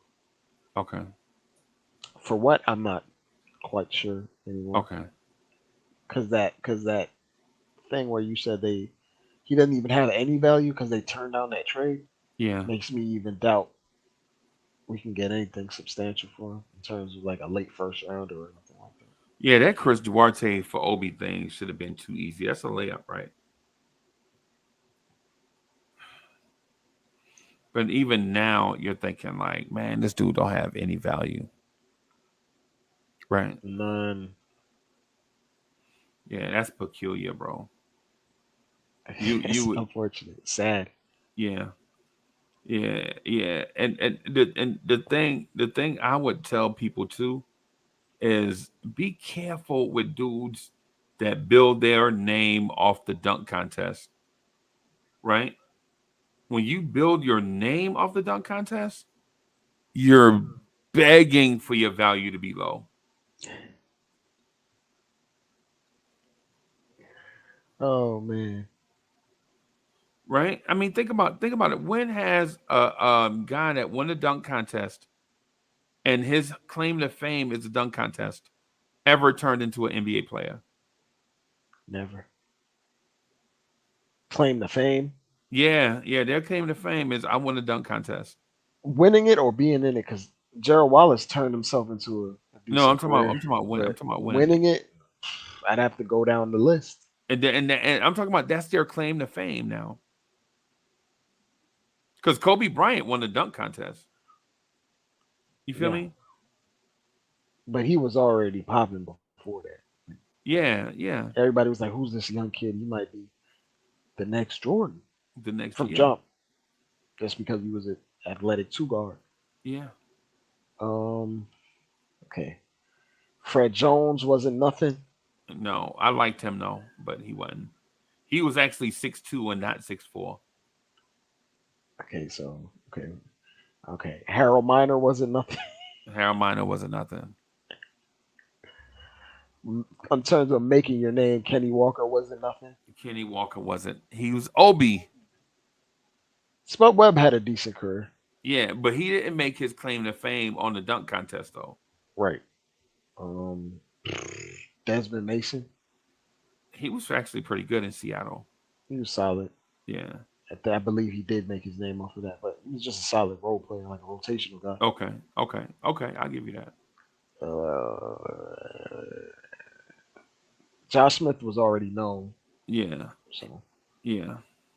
Nate Robinson. He ain't wind up being nothing, bro. Gerald Green. Yeah, he ain't wind up being nothing either. Jeremy Evans. Dwight Howard was already known. Say that again, Freezy. Jeremy Evans. Nothing. Nothing. People didn't even know who he was before the dunk contest or after. He made his claim to fame. He is famous for winning the dunk contest. Glenn Robinson III. Bro, you see what I'm. You got to get, and then Obi is a 2-time NBA dunk contest champion, right? This is just one time. Oh, one time, okay. Yeah. Derrick Jones Jr. Oh my God, and I like him, by the way. But he's nothing in the grand scheme. No, he's a rotational player in my mind. But even on teams where he's a rotation, he gets DMPs often. Often, but he's a dog though. He tries real hard. Yeah. I want to say, I don't want to say it, but I want to say it. Donovan Mitchell kind of made his name in a dunk contest. Nah, remember he made his name on his rookie. What year was he drafted? 2017, 17, right? Yeah. He made his Okay. he made his claim to fame on the rookie of the year battle with Ben Simmons. Right.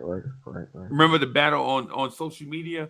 Who's the real rookie of the year? Should Ben Simmons be considered that, even considering that he sat out a year? Yeah. Yeah, it's looking dire for you. Yeah. Because Jason Richardson was already known. He was known. Yep. Yeah. We got Cedric Ceballos. Yeah. He was already part of a championship team, remember? He was getting valuable minutes on the Phoenix Suns. I was gonna say the '92 Suns is when he won it, so I don't know anything before that. D Brown. Yeah, the Celtics were trash when he was there. Yeah. Yeah, bro, I ain't nothing. Yeah, that's what I'm saying. That's the point. If you pop up on a dunk contest, it probably ain't really that good. Yeah, so I'm thinking ultimately, when I ask you, what do you think the Knicks should do? My thing is this: I want to clear out the veterans that we have and bring in better vets.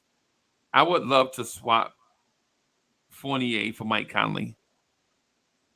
Even now. I also want to keep Derrick Rose around as a mentor, but not for his player option. So you better opt out, but logically it doesn't make sense for him to opt out and then take a nothing contract. Right. Yeah. So, I mean, yeah.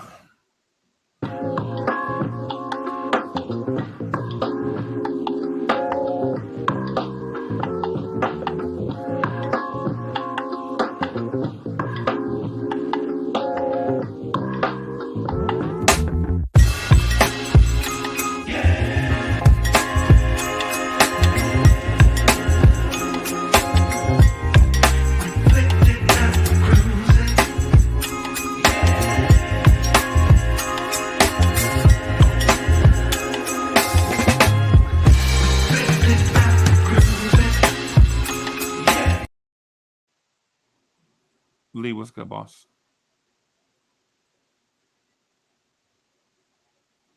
Okay. All right. Yeah. Lee, where you at, Lee? Maybe you I'm in looking the for his crib, headphones. Oh, there you go. There you go. What up, Lee? chilling, man. What's good? What's good, man? Not Not, much. man. What's the combo? Yeah. What moves are you looking to make to upgrade the team for Yeah. next year? What are we doing? Yeah. That shooting, 3 point ball handling, 3 point shooting, definitely. If we can't create it, we can't get it on our own with our own people. We got there. We need to get somebody who can. Somebody's. Um. Here's what I'm considering. Here is what I'm considering. Jericho Sims and Obi, and 3 first-round picks to New Orleans for Brandon Ingram. That sounds like something. That would Brandon Ingram's not a distressed um asset. Like he's not like Kyrie Irving. His I know. value is gonna stay pretty high, and it would have to be three of our own picks, bare minimum, not other people's picks. Yeah, I know. And they would probably want back a player that can help them win immediately. Right, That's right. Obi. In terms of because he plays the same position as Zion. Yeah. But how many times So does Zion play a game? He gets yeah, but ample. I feel that 100% Lee, but you can't make a trade assuming Zion's not going to play. He's going to be the franchise player at that point. Yeah, he different. Yeah, yeah. Assuming that he gets off the bench. This is somebody they could plug and play right now. I'm gonna keep it real with you, Freezy. You're gonna have to throw some swaps in there. Just three picks ain't gonna get it done. And well, the thing is I know that the best case scenario for both sides is this: Emmanuel quickly and 2 unprotected firsts for Brandon Ingram and Jose Alvarado is a deal that should be done. That Right? ain't gonna get it done. Yeah, it should. It won't. Right. Yeah. It probably won't because if you're the Knicks, what you're looking at is um giving up a guy that you know is going to be a starter in somebody's backcourt eventually, right? Mm. And if you're New Orleans, how long do you keep trying all these different guys at point guard when you think you can plug in quickly with CJ McCollum and have them play in the backcourt together? CJ McCollum is still gonna be there, right? He's gonna be there He's for getting washed, Freezy. he's getting, no pun intended, he's He's getting getting old cook. washed quickly, Mm. right? Now, with that said, what other who else is willing to trade a point combo 2 guard with explosive scoring ability and elite defensive potential? Who else is willing to trade that? To that point, they'd be like, he Give me hasn't some more really. picks. They'd be like, give me some more picks. Like what did Donovan Mitchell go for? Yeah, I see a point. Like they Donovan and Mitchell and, went for an all-star and 3 first-round picks. and a starting caliber point guard, by the way. Yeah. And the way like the Gobert deal threw everything off, and to that point, like they still got a solid haul for Donovan Mitchell, and I believe no hyperbole. I believe Brandon Ingram has if he's right on the same level as Donovan Mitchell, if not better, just because he's bigger. He's a bigger playmaker, or he's entering that playmaking side of his career. So Mm. he the way the league is set up and the way Griffin, what's his name, Griffin, Yeah. he gonna ask for the world Yeah. for Brandon Ingram Yeah. in my mind. Right. But But And we gotta talk about the New York tax. New York tax is definitely real. understand who you're dealing with. For David Griffin, the world is never enough. Yeah. Right? The world is never enough for David Griffin. And I get that. And for that reason, you got to be willing to either stand your ground or walk away. This is the offer. We're not negotiating. And Mhm.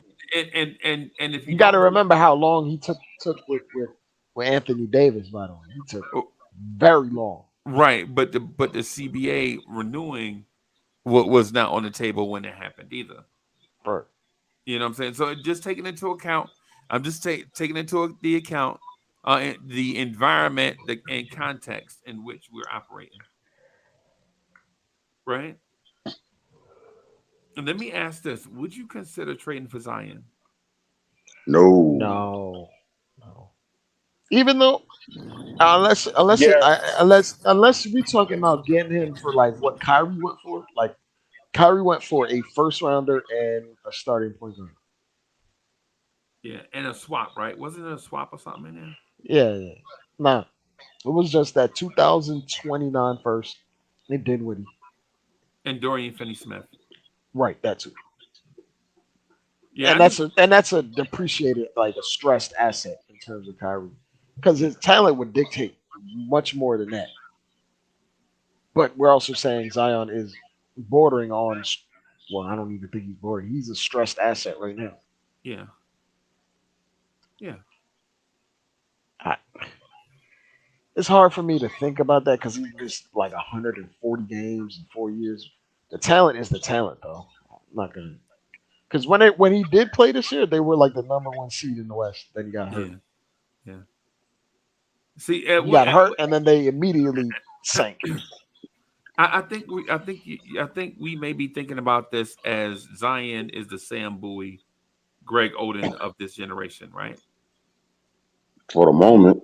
Yeah, Except he can come back from those injuries. yeah, but that's what I was Those gonna say. injuries were horrific that those Yeah, guys had. yeah, Like when you mess around with have bone issues, like your yeah, bones can't, like you could live with a soft tissue like a ham or yeah, whatever, yeah, but those are terrible, yeah, especially for big men. yeah. I'm here to tell you. I'm gonna say this, and I know this is gonna sound crazy, but I think Zion, if healthy in his prime, has a higher upside than Victor Wembanyama, and if healthy in his Oh prime. yeah. Of course, because we already Ooh, it's seen it. hard. It's hard. That's It's No. hard. It's hard to say because on offense, there's literally Zion was averaging 27 points per game on 60% shooting. right, Like those are Shaq numbers, right. but But six let's seven. Also but too but on, but two things. on like 10 touches.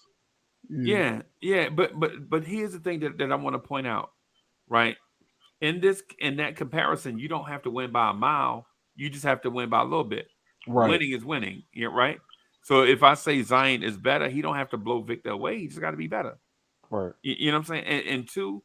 And two, what makes this close is not the offensive part. Zion is a better offensive player than Victor Wembanyama. I don't care what no. What makes Vic better is defensively, he has the potential to be one of the greatest defensive centers of all time. Right? He's got the potential to be that, and not with blocking shots either, but by the way he defends the pick and roll. Right? He's in two places at once Yep. at all times. You can keep him on the floor late in games where you take Rudy Gobert off the floor, where you take Mitch off the floor. Right? Yeah. You want Vic out there in those moments. Right? Can't foul him because he's gonna hit his free throws. Because he's going to hit his free throws. Right. Freezy, I saw something earlier today. Vic was on a break and he threw a lob with his offhand, and I was and it was a perfect lob, right? And I was thinking to myself, if Mitch was doing that, that's going up into 200 seats. Yes. At 70 miles an hour too. It does like his touch and versatility and everything at that size. It doesn't make sense. And Dre, the other thing too, not to discount your point, because I think you make an excellent point. And I would just want to add some sauce on it, though it doesn't need it. But the mere fact that he had the instincts to do that Right. separates him, bro. Like he came down on the break, he saw the lob, and he just threw it up with his left hand softly, Right. right at the rim. Right. And I'm just thinking like Mitch be terrified to make the pass to the guy right in front of him. Right.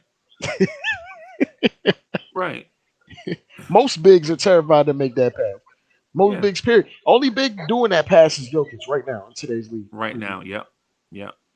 That's the only one. And quite honestly, I don't think Jokic is gonna do that at full speed. You know what I'm saying? He'll slow down. It might hit you with a bounce pass so you can just lay it up and in. Yeah. Yeah. He came down half like in a fast break. Slow down a little bit just to put a little touch on it. Right. And he just tossed it right in front of the rim, and the guy just laid it in. Bro. I think so I don't think the Knicks are gonna do anything this offseason except Brandon Ingram. I think Brandon Ingram is the move. Right. but in terms of the draft, I don't think there's anything we can do. right. Nothing impactful anyway. Yeah, we might buy a second rounder or something. Right. So I think that's what we're gonna do ultimately. But we're gonna move Obi, right? Because they're not gonna do Randle. It's too big a move for them. Obi gone, bro. Obi. But I wish Obi success though. I think. Yeah. But the thing about Obi is he don't have value. Who's gonna give you something for Obi freaking Toppin? Second rounder. No, Obi ain't. We ain't getting a second for Obi. Why would? Think about it. Why would I give you a second for Obi and I could just draft Noah Clowney in his spot? Why would I take a risk, Dre? Why would I take a risk on Obi when I could just draft Amani Bates? I was about to say that because he looked like he looked Amani Bates like he's doable. Like you can actually go get him compared to how much talent is out here now. Yeah. But the problem with that is Tom Thibodeau is the coach, and for damn sure he's not playing with Tom. No. Matter of fact, Tom Thibodeau might not even waste that energy on trying to develop him. I'm not gonna lie to you, Freezy. Right. I don't know. Right. I'm not gonna lie to you, man. But You don't play Amani defense. is 20. For sure. Yeah, he's super young. Yeah. But so is Trevor Keels. So is Trevor Keels. Yeah. Trevor Keels, though. I mean, I don't know. Trash. Yeah. He's trash. He's actual trash. Yeah. I don't know what they're trying to do with him, bro. If he come into summer league and he still got that baby weight on or that chubbiness, yeah, he need to come into summer league averaging 25, nothing less. Yeah, he needs to come in the league and summer league at 215, 6'4", 215. Anything over that? He ain't even 6'4". Is he 6'4"? Yeah, he's measured at 6'4" and something. His stockiness makes him seem so much shorter. Yeah, but we love that though, right? It's like it's like a fetish. Nah, I don't like them tall. I just love them. Yeah, this is. Yo, hey, Wiz, you know who we are, bro. When it comes to players, Tom Thibodeau is what you call a chubby chaser. Right? He's like a Jamaican man. I'm like him chicken out. I'm like him chicken healthy. Yeah. Oh my God. Yeah, Tom Thibodeau is a chubby chaser, bro. Tom Thibodeau. We ain't got no lanky athlete on this team, not one. No, we keep cutting them and trading them. Think about Svi Mykhailiuk at 6'7", 190, right? Oh man. Think about Farron Hunt at 6'8", 190. Think about Cam Reddish at 6'8", 213. What do all three of those players have in common? They got sent on the first Greyhound smoking. Right. Yeah, and Tibbs has a fetish, bro. He a weirdo, bro. You know what I'm saying? It's like, what if I get someone at every position but slightly shorter than the average player? Tom Thibodeau is out here legit having wet dreams about Taylor Horton Tucker. Oh man. I'm watching I'm watching the Orlando Magic. They got 6'10" shooting guards, Yes. and we got 6'4" Grimes.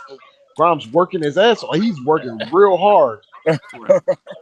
but there are limitations. Yeah. Yeah, bro. You know who's a free agent? Go Franz ahead. Wagner. He's not a free agent. Must be talking about his brother. I'm talking about whichever one, the oldest one. He's a free The agent. Yeah, oldest Moritz. Moritz. Mo Wagner. Yeah. Oh, Wagner, my bad. He's actually he's actually intriguing because he's a skilled offensive player. He just don't play no defense. He's Yeah. kind of like a more athletic Ennis Cantor, if that makes Yeah. sense. Yeah. And no one wants Jake Crowder, right? No, he Nah, is he's washed. wild. What do you want him for? I would actually take Devin Brooks. I've warmed up to the idea for you. I'm not gonna lie to you. Nah, Because you saw Josh Hart and you like, oh god damn It's like this man, this 6'4" guy running through with no tact. Like his defense is not. There's no tactics to his defense. it. He's No, he's just out here energy. running hard. That's his prototypical Tibbs guy. Like, Yeah. do the same thing that you were doing before, just harder, Just harder. Oh my god. not smarter, just harder. Yeah. Oh my god, bro. Just Tibbs, man. Come on, Tibbs, man. Come on. I Matter of ain't. fact, Freezy, when you say Brandon Ingram, Tibbs don't want no Brandon Ingram. Freezy. Yeah, I know. I know. He You want don't Taylor want no Hart guy that's chocolate, a bro. 3-level scorer with skinny arms. If your BMI is at a certain level, he don't want you. Yeah. Tibbs don't want that, bro. Tibbs is legit. Tibbs legit got um porn magazines of PJ Tucker under his mattress. Mm-mm. Tibbs got magazines of PJ. Tibbs is out here dreaming about PJ Tucker. Oh my! You said Tibbs wanted Josh Hart for years. Yes. When he was on the Timberwolves, he wanted Josh Hart. Yeah. He wanted the Wow. Timberwolves to trade up to get Josh Hart. You remember that? Trade up for Josh Hart. Yep. Wow. Trade up out of the second round to get Josh Hart. Yep. Yeah. So then he wouldn't want Scoot Henderson then. Scoot is a little bit short for his position, technically. Yeah. Okay. And He plays stocky. big though. He plays big though. He plays real big. He play like he's 6'6". Yeah. Yeah. Tibbs is out here like going to spend all of our free agent money on PJ Tucker. we gonna buy a second rounder and draft like a 6'3" small forward. Yeah. Yeah. And it makes sense in Tibbs' mind, bro. In Tibbs' mind, it makes all the sense in the world. Like That's the reason why we ain't even target Terry Eason or anything like that. Right. Remember, Josh Hart could play power forward too, right? Oh my Yeah, god. Freezy. If Tibbs can get his hands on Jason Tate, Oh. He gonna play in 42 minutes. Tibbs is out here drooling in his sleep at night over Taylor Hart. it's like 6'5" power forward. Let me get two more. Let me Two get more. two more of them. And while you out, can you please bring me another 6'4" shooting guard? 6'4", 220. Oh my god, Tibbs, come on, man.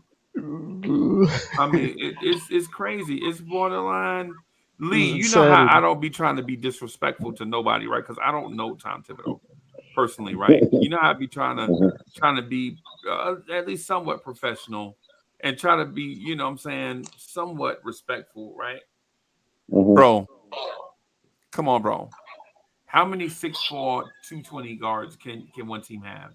I'm starting to think like what were the teams that he started out on the Wolves, Timberwolves? Were there any 6'4" stocky guards on them team? Like were there 6'4" stocky guards on the '90s Knicks? The first player added to their roster ever was Rick Mahorn. Undersized power forward. Lee, you remember Rick Mahorn? Yes, sir. Yeah, One of the Rick original Mahorn bad was like, boys. Rick Mahorn was like 6'10", 290. You know what I'm saying? Like, come on, Tibbs. What are we doing out here? Oh my God. Tibbs out Kerry here. Cox said it right here. Yeah. Yeah, he would trade Obi. I bet you he would trade Obi for Kenny Lofton right now. Straight up. Straight up. No back season. No back season. You know what I'm saying? You like, come on, Tibbs. I'm going across the league, and you look at the Denver Nuggets. They started 2 6'10" guys with Jokic, by the way. Yeah. Yeah. Bruce Brown is getting a ton of minutes because he's athletic and shoots the three. Right. He runs in Well, Bruce transition. Brown is a free agent too. I don't think well, I don't know what his contract. I think he has a team option or a player option. One of them things. So, Freezer, should we be concerned about Tibbs at home watching the tapes over and over again at nights by himself? Yes. Man, wisdom. You know, there's an NBA combine, right? Tom Thibodeau was there after we had lost the next day. Yep. Yeah. He was at the combine the next day looking at fringe second round players, thinking like the Knicks should spend $2 million on a second round pick so I can get my hands on a 6'4" guard. Yep. Or the 6'7" power forward. Yeah, a 6'4" guard with a 6'5" wingspan. Oh my God. That's what Tim's doing. And that his signature trait is energy. Motor. Yep. Not shooting. What's the guard that shot the lights out at the combine? Oh, I saw him too. He was doing a lot of the same stuff that got Grimes noticed. Yep. He was shooting the lights out. And I think he is 6'3", 6'4"? Yeah. Hi. Tibbs is we gonna mess around and get Keontae Johnson, bro. That's his name? No, not him. No. Keontae Johnson is the energy guy from Kansas State. There is his name. Seth Lundy. Yeah. The Lundy kid. Yeah. Seth Lundy. Yeah. He didn't do anything else that game. He went 4 for 5 from 3, right? 19 minutes. Yeah. He only had 12 points, so he literally only shot 3. Yeah. So I hate to douse the fire about the Knicks trading up in the lottery, but I don't think the Knicks I don't want us to trade up in the lottery if Tibbs is here. Okay. If it's a you're gonna take Anthony Black, Freezy. If it's up to Tibbs. I like Anthony Black. I like the idea of Anthony Black, but not under Tibbs. But not under because he's gonna turn him into Elver Payne. He gonna turn him into Keith Bogan. Right. Right. Right. That's the yeah. Yeah. What do you think about Tibbs and Cam Whitmore?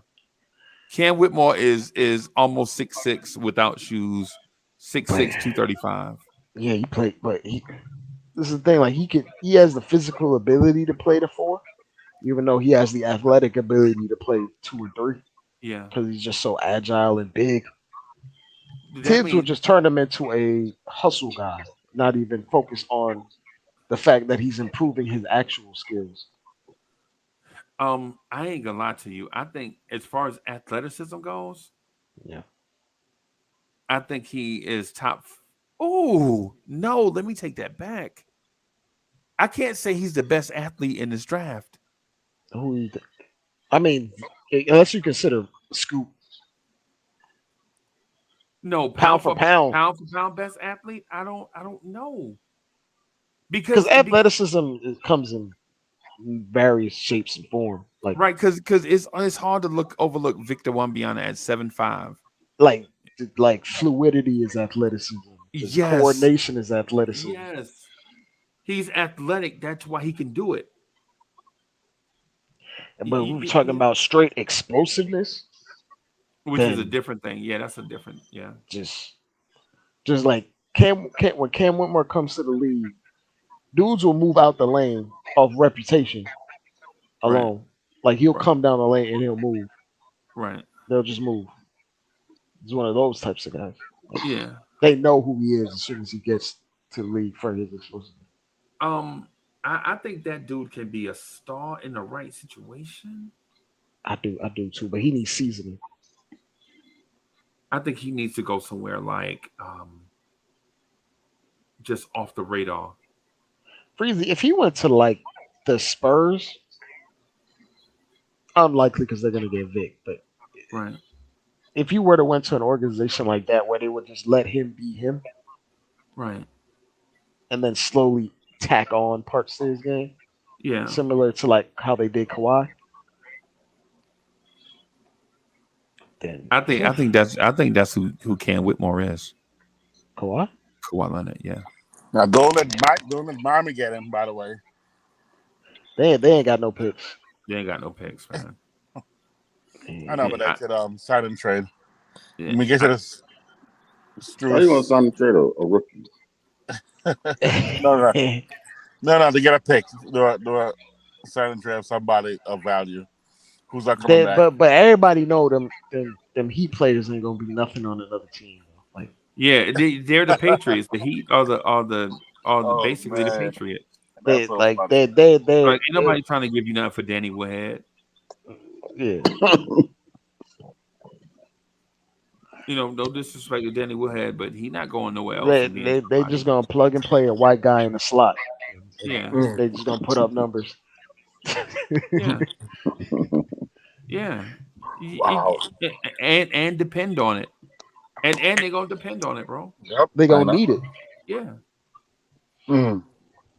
You know, I mean, but here's the thing I want to say about the Knicks though. Is I don't see the Knicks trading up in the draft, trading anybody. I think they'll probably not try to get another top 10 pick, seeing that their history of top 10 picks here recently has been spotty at best. Spotty. Yeah. Because you can look at RJ and say, was RJ everything you expected? But it was like, honest to God, that was the only choice we could have made at that time. Yeah. I No, mean, no, no. you I'm could not talking about say the Darius circumstance. Garland. Okay. No, I'm not talking about You the just talking about the circumstances. result, just the result. Yeah, yeah. I mean, you know, I'm not knocking RJ, right? And in this scenario, I'm not even knocking Obi. What I'm saying is if you just go by, if it's just a results based assumption, the Knicks have not done well in the top 10 here lately. Yeah, we do well everywhere else though.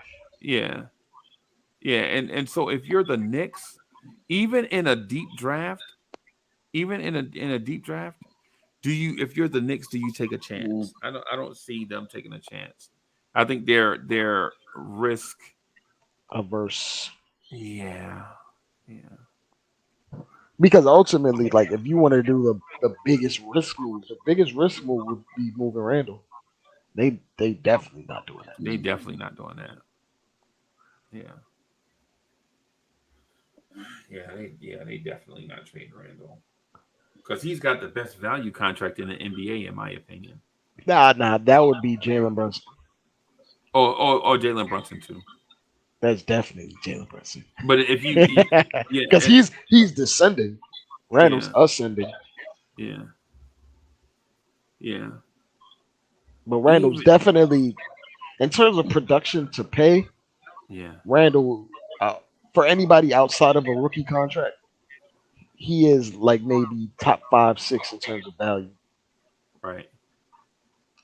Because he clearly puts up all NBA numbers, and guys who put up those types of numbers, the guys who put up Randall's raw numbers, efficiency aside, are the guys that finish top 3 in MVP voting. Yeah. They all just shoot above 50%. But Randall puts up the same counting stats as them. Yeah. Yeah. 25, 10, and 5. Yeah. That's legitimate. 25, 10, and 4. That is Jokic averages that with more assists, and Embiid averages that with more efficiency and better defense. Yeah. Giannis averages that more efficiency, better defense. Yeah. But No one else puts up those counting numbers in the league. Nobody else, literally. That's it. Yeah. And What, for better or worse, you need a horse in the regular season. um, would you consider a dynamic move this offseason? What is a dynamic move? What do you consider dynamic? Like, what would you consider dynamic? Something that is risky but can alter your trajectory for the next 3 to 4 years. Okay. Like thinking, basically like how the Warriors did. Um, what's his name? Monte Ellis. Yeah. That would be the most dynamic move. Like the most volatile move would be moving Randall for like a top 5 pick or something. That's the most dynamic in the most true sense of dynamic, because that would just be opening up a can of worms in terms of how high your ceiling could go and how low your floor could go. But here's the thing: if you trade Randall for a top 5 pick, what do you get in the top 5? Right, and then are you taking on a dead weight contract Exactly. also just I for the mean, money to match? but that's the definition of dynamic, because you be doing that move not thinking about the upcoming season. You be doing that move thinking about the season after that and the year after that, Okay. and trying to push your ceiling as high as possible around Jalen Brunson. Okay. And that would be like banking on hoping like a Thompson twin hits the ground running, similar to Penny Hardaway Yeah. did. Yeah. Because when Penny came to the league, he just hit the ground running immediately. Right. And also the team was ready. Yeah, the team was ready. He had Shaq and everything. So, Yeah. Yeah. but to that point, like even if you have Shaq, you still need a guy to hit the ground running to either make it to the finals like they did. Right. Because Right. if Penny was in an embryonic stage and he had to take 3-4 years to develop Right. and be an impact player, then like if Penny took as long as Jalen Brown took to get to where Jalen Brown is, because it took Jalen Brown three years, three Yeah. 4 years. It was worth it too, by the way. Absolutely, definitely. Right. But that's the dynamic move. Now I don't believe we'll take the road less traveled. I believe we'll take a more patient approach with like probably running back the majority of our roster. It looked right. Josh Hart 5 for 100. Oh, don't say that, please. I'm praying Josh Hart takes 4 for 50. I'm praying to God But or that's many a pay cut. gods. That's Or- a pay cut. Did he though. did he earn a pay bump, Freezy? You thought he earned one? No, I don't want to give him nothing. I wouldn't give his ass a Lunchable. I'm not giving Josh Hart nothing. Dudes like him, you can find him every day in the bargain bin somewhere USA. Energy.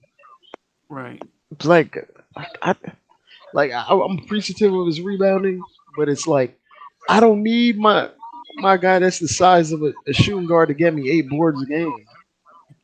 He's If I'm smaller. relying on that, then that's a problem. Right. He's smaller than Shea Gilders Alexander. Oh my god. Shea is what, 6'6"? Yep. Yep. Shay's like Shay's the only player in the league to average those numbers with a block per game since Michael, right? Is that right? Right. Okay.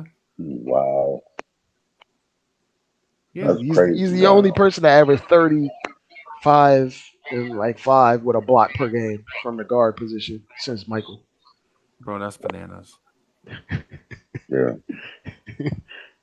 That's bananas, bro. Usually the guy's getting 30 and whatever. They don't play no They defense. don't play no defense. T-Mac wasn't getting a block per game. Right. And he damn near could get 2 blocks per game if he really wanted to. Yeah. Yeah. Yeah, and so I guess ultimately where I'm at is I don't think the Knicks are gonna do anything. I don't think it's gonna be hard for them to do much, Freezy. Chat, Unless what do they y'all- unless they bite the bullet and do something that's franchise altering. That's the only way. You gotta make a big swing, Freezy. It's gonna be hard to be able to make a small move beyond buying a second rounder. Right. What is it? Let me ask the chat what they think. Chat, what do y'all think we're going? What do you think we should do?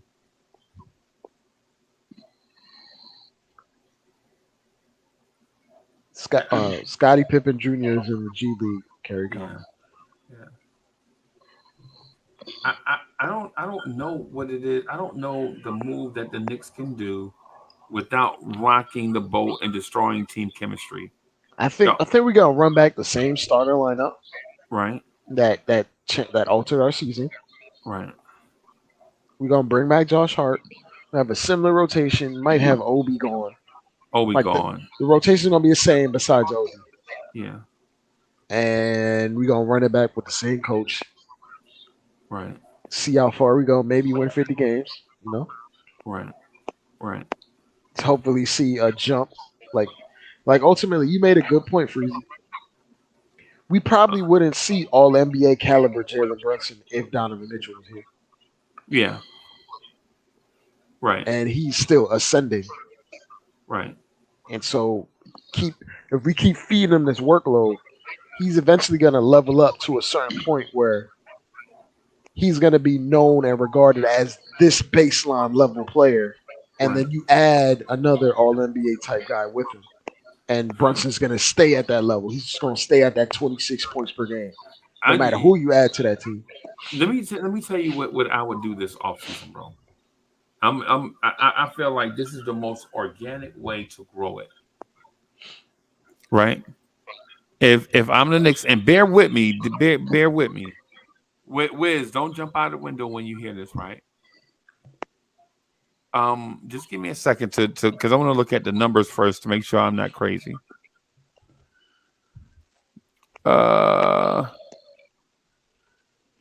If I'm the Knicks, I am considering trading for Delano Banton. This is a wing, big wing, could play 3-4. No, he's a big guard that plays the point for Toronto. But I know who he is, but when they actually play him, they use him at the 3. Yeah, He could dribble a little bit. Okay, okay. This is what I'm Dre, making you let like. me finish. Dre, let me Yeah, finish. I'll let you finish. Go ahead. My fault. Hold on. You have to consider the offense that he played in that didn't feature a point guard.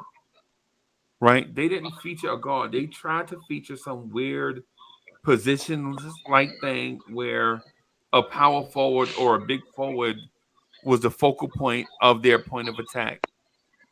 But in moments where Fred VanVleet, and Gary Trent was on the floor, he orchestrated more than Gary Trent, right? And not only is he's listed at point guard for them, he also played point guard at Nebraska. Like I saw him play point guard at Nebraska at his size. They had him listed at 6'9". He's not 6'9". He's 6'7". Wow. Okay. Yeah. He's not 6'9". He's 6'7". Right. I would consider him as a Sean Livingston type, and not only he, but I have one other person that, and I think I understand where I'm going with this, because this is about Jalen Brunson and not about this talent that I'm talking about bringing in, right? I would also consider bringing in Dalen Terry. Now, he played on the wing this year, and I think the Bulls played him out of position, right? He played on the wing, but he's not a wing player. He's a very unselfish, ball-handling, playmaking point something. I don't know if he's a point guard, point forward, I don't know what he is. He's a guard. Yeah. But I would like to see, for instance, if our guards are not going to shoot, can we at least have guards that will play make and play defense? And I think Terry and Banton do both. I would look at say, Wiz, I know you somewhere listening, but I would consider a Miles McBride, Jericho Sims Mhm. for a Dalen Terry deal. And I know that sounds like what? What is that? Why would you do that? I could actually see that reason. And it's like the point that we were making like earlier. Because I was gonna say the Delano thing is he's lanky and 6'7", so he ain't gonna play him. But Dalen Terry, you would definitely. Yeah, well, yeah, that's true Mhm. too. That's true too. And I offer those names because they're the first names off the top of my head that actually fit. What I like to do, basically what I'm trying to do is get a Steph Curry, Sean Livingston combination at point. Yeah. That's basically what I'm trying to get to. A Steph Curry. Yeah, I remember. I'm trying to find a Sean Livingston. Or just didn't even necessarily have to be Sean Livingston. Well, we'll be just comparing just either a big point guard or a big point forward, Right, because to allow because ultimately when Brunson's at his best, he's a hired gun. He's a weapon. right.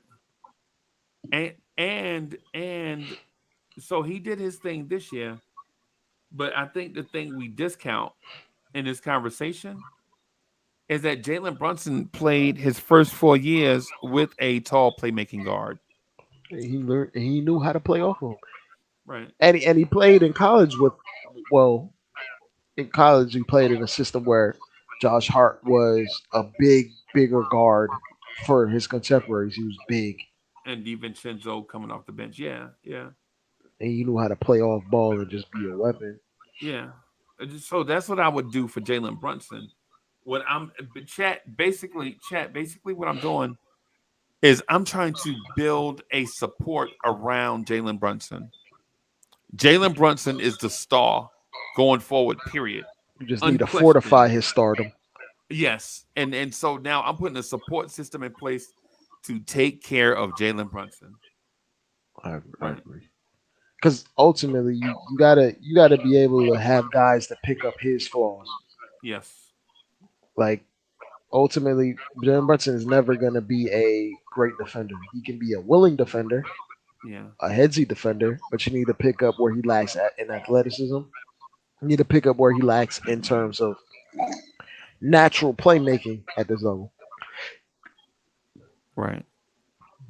Right. Because while he is sometimes a willing passer, he doesn't see the play developing in front of him. He doesn't see the extra Corey Lee, you pass. got headphones in? Yeah, I'm about to go to sleep, bro. You want to sleep, fellas? All right, boss. Peace, peace, Lee. Yeah, y'all. All right. Peace, Lee. Mhm.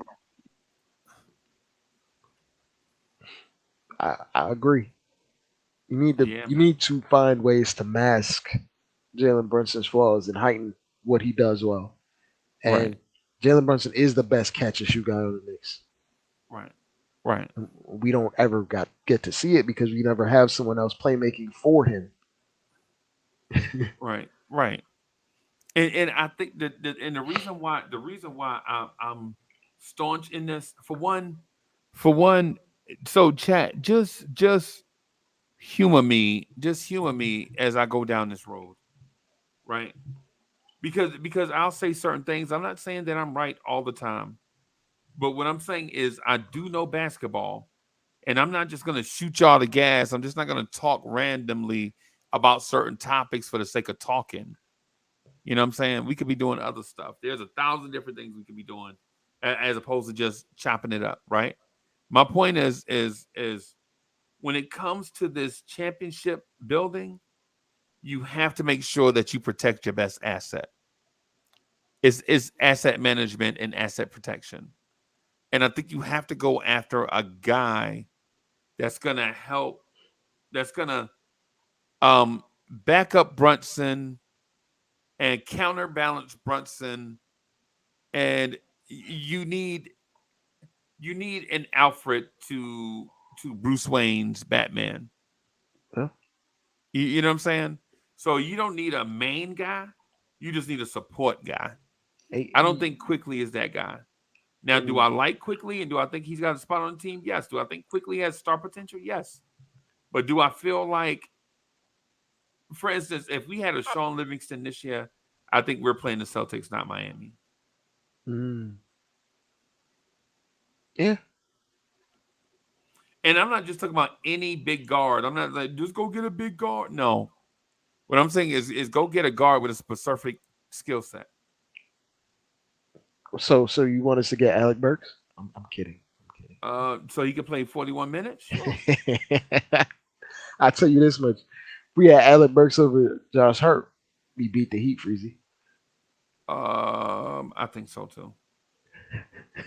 I think because the one thing about Alec Burks, you don't have to beg him to shoot the ball in the fourth quarter. Not from three. Not for damn sure. Not from three. Right. Alec Burks is that guy in the fourth quarter. We know that. We used to call him 2 or 3 years ago. We used to call him our fourth quarter MJ. he damn near won. Well, he almost won game one for us against Atlanta, didn't he? Yeah, almost. Damn near was dragging us to the end. Yeah. How old is Burks? He got to be like 31 now, 32. Been around for a minute. Yeah. My thing with Burks though is if you bring him back, Tibbs gonna over rely on him. Right. Tibbs is gonna have a meltdown because he won't know who to overuse more, Josh Hart or Alec Burks. Oh my god. He'll be The legit. thing, oh my, it blew my mind, Freezy. We were in the fourth quarter, damn near tie game, right? And this man goes back to the lineup that didn't work from game one. Right. In the yeah, Tibbs already let it be known he's not a fan of analytics. Yes. Because those lineup numbers, he ignores them often. I was Corey Lee and I were calling the game. Me, Corey Lee, and Cover the Spread were calling the game, and there was a point where we were about to blow the game open, right? And Tibbs was like, "Here's my chance," and I was like, "Crap." He already put in Josh Hart. Oh, and immediately he drew a foul on Kyle Lowry, drew a foul on Josh Hart flopping. Yep. And they cut the lead to 7, and he like snatched no them back time. out. Yep, he snatched them back out, and then the Knicks held the lead. You know, hey JJ, I like Nas Reed, but where's he gonna play at though? This is the thing with Nas Reed. I love Nas Reed's offensive bag, and he's actually pretty underrated defensively. When he locks in, he can guard a lot of guys and protect the rim a little bit. But when he gets here, Tibbs is gonna ask him not to play his game and to play what Tibbs wants him to play. So when Nas Reed comes here, he's gonna take way less threes. Yeah. If he takes threes at all, he's gonna tell him to park your ass in the paint, set a bunch of screens, and don't expect the ball back. Even though his best trait is to score. Right. We like to keep it a buck, Freezy. If Nas Reed went to the right situation, he'd probably be like a 6th man of the year candidate, like Bobby Portis or Montrezl Harrell. Yeah. Because off the bench, he's a bucket. If he's featured, that is. Right. But I don't. Well, not even he. Sometimes he only had to be featured. Yeah. He can hustle and pick and pop. Get offensive rebounds. Yeah. But when we talk about these things, like Tibbs wants you to get offensive rebounds and then give it back to the guard and then set a screen for the guard and get out the way. Yeah. Tibbs is on something. And call a spade. Nas Reed, his mentality may not be a Tibbs type guy. Right. So my issue with Nas Reed is that the Knicks already have Hartenstein, right? And you have Jericho Sims coming back, right?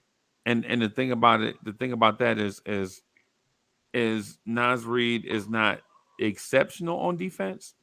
He's okay. One blown assignment. Tibbs gonna sit him for 4 games. Oh yeah, he gonna blow a gasket. Yep. Let him take a 3-pointer with 19 seconds on the shot clock. Even if he open, Tibbs is gonna sit him for 4 straight games, and not even call him by his name. Tibbs make me so mad sometimes, bro. I could just, I could strap him to Keith Turner. We're not being 100% serious with Alec Burks. I do, but I will say, I'm not bringing Alec Burks back, but I will say Alec Burks is better than Josh Hart. That's all I'll say. Yeah, and Turner, the thing about Alec Burks too is maybe we need to look at it in context. Alec Burks with an established point guard is not going to be the Alec Burks you saw last season. Point Burks. Yeah, you're not going to see that, right?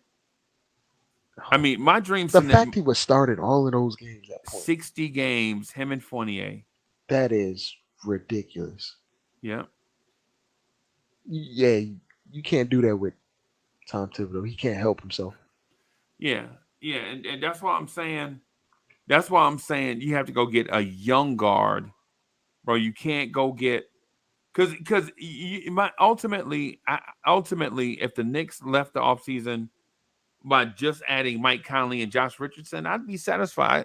I'd say run it back with Mike Conley and Josh Richardson. Mm.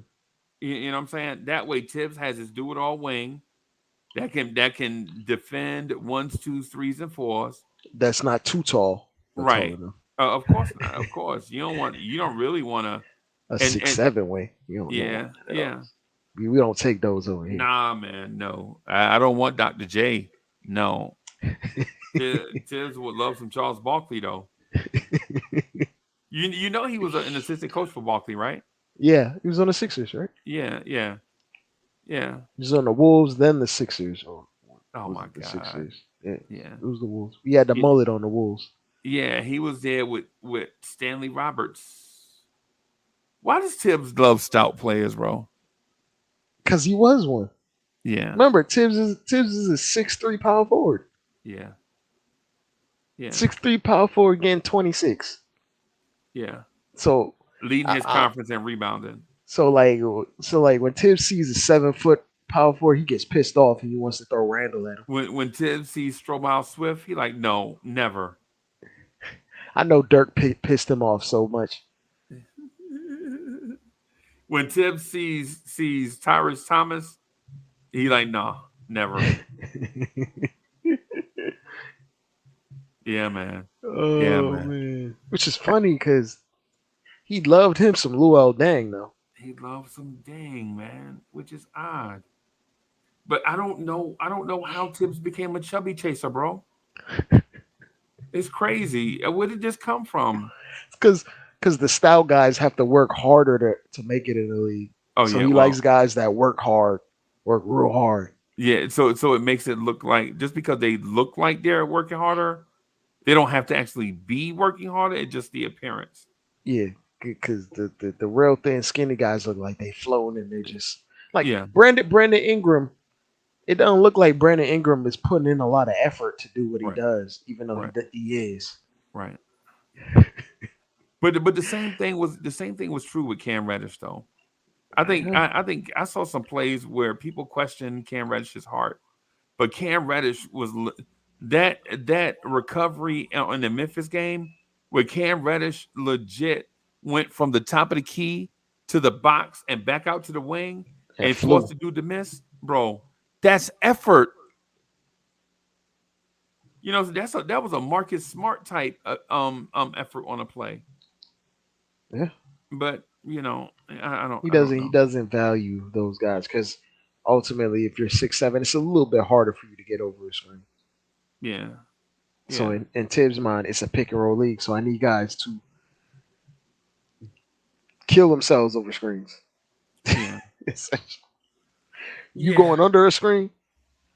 Anybody going under a screen They and your getting name benched. is and your name is not Julius Randle, you getting benched. You getting benched, bro. Yeah, yeah. And I got something for that too. RJ going into his 5th season. Yeah. RJ got to make that step, bro. Oh yeah. RJ need to. How heavy you think RJ is? Oh, what do you think? You think RJ is in his 220s, right? I think coming into the season, he was probably like 230, 230. 228, something like that. He probably got down to like low 220s as the season went on. Yeah. I think RJ need to get down to like 215 for you. Yeah, I think so too. I think so too. But that's not Like Tom a Thibodeau doing cut that though. a cut 215, not a is Wiz. Let me add Wiz back. Yeah. What's up, Wiz? Yeah. I heard all this stuff trying to get you to my Deuce and my Sims. Man, we said that an hour ago, bro. I know. Well, let's go to RJ. Now I'd play it back to like once I got dropped it. So let me listen and catch up to what you guys are talking about. Okay, that's RJ's got to go. Sorry, no, he doesn't. What? But The golden his father's a yard man. You want him to go into? Good point. Oh, true that. All right, Ari. Okay, so basically everything you're saying though, actually, I said was I talking to myself, but Wiz is talking to himself. Richardson. So who are they going to replace in the lineup when you're bringing those two cats? I think those are bench players. Well, Yeah, hey, but well, for in the one, rotation. hey, well, for one, you have to look at it like this: not necessarily as replacing guys, but maybe you can extend the rotation. Supplementary. Wiz, I mean, on Tibbs. Yeah. Tibbs. Okay. I mean, Tibbs was trying a 10-man rotation, if you remember. He But tried it. It just didn't but work. he tried it with players he didn't like, and he tried it with young players. Mm-hmm. Yeah. Okay, so extended 10. We know the top 5. We know the start of 5 stays the same, right? Right. So Josh Hart, I Hart, Josh Richardson.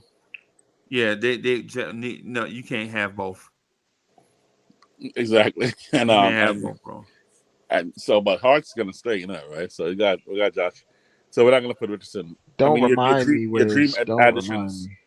But your dream additions. But Wiz, that's where I just hey, hold on. I'm gonna go get something to drink, man. I need some vodka. So I'll be right. Okay. You brought up Josh Hart, bringing Josh Hart back, and that did it. You needed a drink. I know. That's so sad. I feel bad, but when he does break it down as far as picks, the trades we made for Josh Hart, it does sound like a lot. Essentially, we gave up two late first rounders for Josh Hart. Unprotected too, right? Well, one of them was the Charlotte pick that we got in a trade that we gave up for Cam. But right. The Josh Hart pick is our pick straight up. Mm-hmm. I think it's like 25 or something. Wow. Something like that. Wow. And we wouldn't have done that even for Donovan. We thought we were gonna get that Mavs pick. That's why we did it. I know. And the Mavs decided to screw us. Yep. Hey, I wonder if we talk Mavs, if all of them think when they look at Miami, they go, hey, I wonder if we could have made a plane and made it far. I think they would have got stopped by the Denver Nuggets regardless. Right, but maybe they could have made it to the WCF conference finals. Maybe if they didn't face Denver early, because Denver is the number 1 seed. So that's right. But if they got they would have to be in at. Remember they wouldn't make it at the 7th seed because remember they were like 10. So they'd have to battle it out to make the 8th seed. Oh, okay.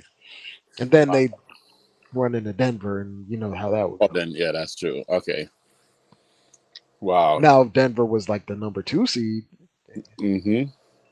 So I mean but even one round of the playoffs is still. I mean that's still money that I'm like. I'm sorry, but I gotta let them go. They still had 2 nuclear weapons. Mm-hmm. Basically, it's like KD and Devin Booker won 2 games by themselves. Right. But Wow. ultimately, there was just too much depth. I know. Oh man.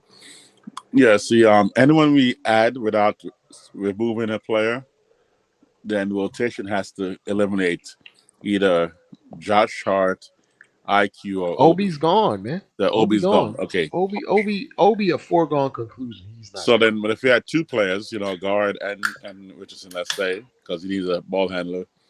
If we had two players and we extend to 10, that means Hart, Josh Hart, um, IQ, because he may be gone, and then whoever the backup point guard is plus Richardson, Sheesh. we go 10 deep. Yeah, Oh man, but you don't have to bring back Josh Hart off principle, bro. I know. Did we having the conversation off principle? No, it's off Tibbs. Tibbs need to have him. Tibbs, I think Tibbs wants Tibbs, that's his white whale. That's his Moby Dick exactly. Freezy. He's I think not it's letting him go. Taylor Horton Tucker, bro. Oh God. He Oh, want Taylor. We gonna mess around and get Taylor Horton Tucker and PJ Tucker, bro. I'm telling you, y'all think I'm okay? that's so sad that's Frizzy even right on some many other things that I think are bizarre. I can't deny the possibility of this happening. Oh my goodness. And not only is he gonna get PJ Tucker, but I think it's gonna be hard for him not to Can start him. oh well, Oh, how jeez. would it be Randall and PJ Tucker? Yeah, I don't know. I can't figure it Or out. PJ Tucker at the three? Yeah, he'll figure out something, bro. I promise you. PJ or RJ at the two, PJ Tucker at the RJ. three. Yep, exactly. What a Right. terrible lineup. Oh Oh my God. goodness. Oh my PJ goodness. Tucker is washed, by the way. Very I washed. think so too. Yep. Yeah. So But luckily for us, PJ Tucker is on a multi-year contract with the Sixers because Daryl Morey loves him some ex Rockies. Yeah. mm-hmm. Wow. To that point, Harden is looking for a 4-year deal, $200 million. By the way, Right. I think he's gonna get it too. He's gonna get it. that is absurd. Yep, the I Rockets are know. gonna give it to him. That is Wow. absolutely. I Yeah. mean, good for that. Good for that guy. He's a grifter. So Yeah. Yeah. Exactly. Yeah. his whole play is grifting. Well, all the dashes in Houston are gonna be so happy. They're gonna be like, give it, Yeah. give it to him, please. You'll be making it rain in Houston. This is gonna be a welcome home party. It'll be like it'll be a hurricane category 5 in Houston. It'll rain and it'll rain. Yeah. Bro, Houston is about to make the dumbest move ever. Mm. Right. Wow. Right. I think Houston may trade. Not only do I think they'll trade Sangoon if they get Harden, but I think they'll also trade Jalen Green. No. I don't know if they're gonna do Jalen Green, but I know No. KPJ is out there immediately. Mm. Who? I'm sorry.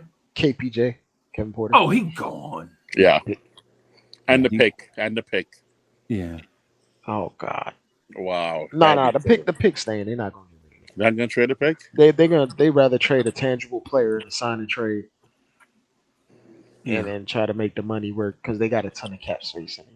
Mm. $71 million in cap space. Wow. Right. But here's the thing. When you bring in Harden, these kids to Harden. these kids gotta go, bro. Mm. I don't know Freezy because I feel like James Harden is just comfortable not wanting to win anymore. Like if you go back to Houston, you don't care about winning. But I'm not talking about that. I'm talking about James Harden. When you have Harden, like you said, you don't care about winning. So all the bad habits and all that stuff is going to trickle down to these kids. Right. For sure. Coming into camp out of shape. Carry you, but man, all of that. Harden's going to do all of that stuff, bro. And he's going to want to take 30 shots so he can get back to MVP level Hart. Right. He wants He- the freedom to be himself. yes, To play he's his gonna own game. hijack your offense. He's Right. gonna do all those I mean, things. he is the offense. So But Right. who's going to be the coach? Ime Ime. Udoka. Ime.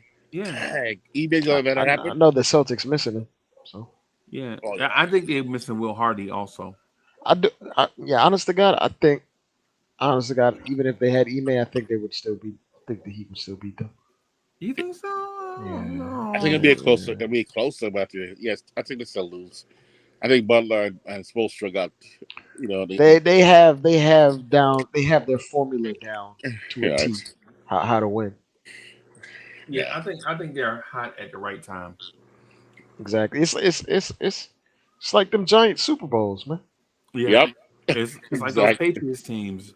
Those Patriots teams, you're like, how in the Well, hell are no. they winning with this? Well, they go into the season with 12 wins, and the season with 12 wins, 13 wins. Yeah. You don't know how they did it, but they still did it the whole year. Right. Kind of like how the Heat were last year. But when I Mm, compared it to the Giants like barely get into the playoffs. yep, They're red hot wild card, Yeah. hot and just wild card. run through teams without home field advantage everywhere every time. Right. But the Giants never had a lack of talent. They just had dysfunction. They just had Strahan and Tiki Barber, and Mm, you're like, oh my god, this is a circus. And then they're like, okay, all right. Team meeting, let's get serious. And hmm then they just go on a run. Sounds like you describing the Heat, Freezy. It might Yep. be, maybe, yeah, Exactly. Sound like you describing the Heat right there. Mm, that may be true also. That that wow. that may be true. Man, I excuse me, I'm sorry. And they could be better next year. That means if they could be better next year, Wiz, along with. Go ahead. Wiz, let me throw something at you, bro. Because quite honestly, at times, man, we don't get a chance to listen to you get into your bag, and I apologize about that. You know what I'm saying? But let me ask you this: how do you feel about where the Knicks are positioned in the future? And I'm not gonna lie to you, I just threw you a curveball, right? Because I have something to debate with you about.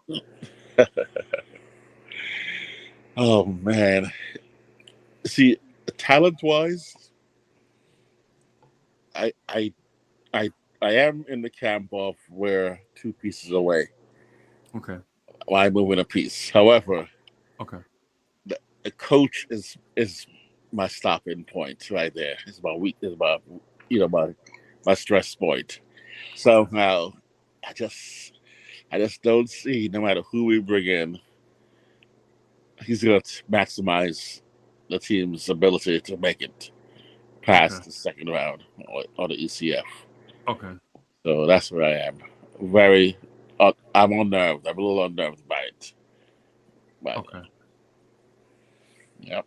May I offer um this, right? Let me offer this.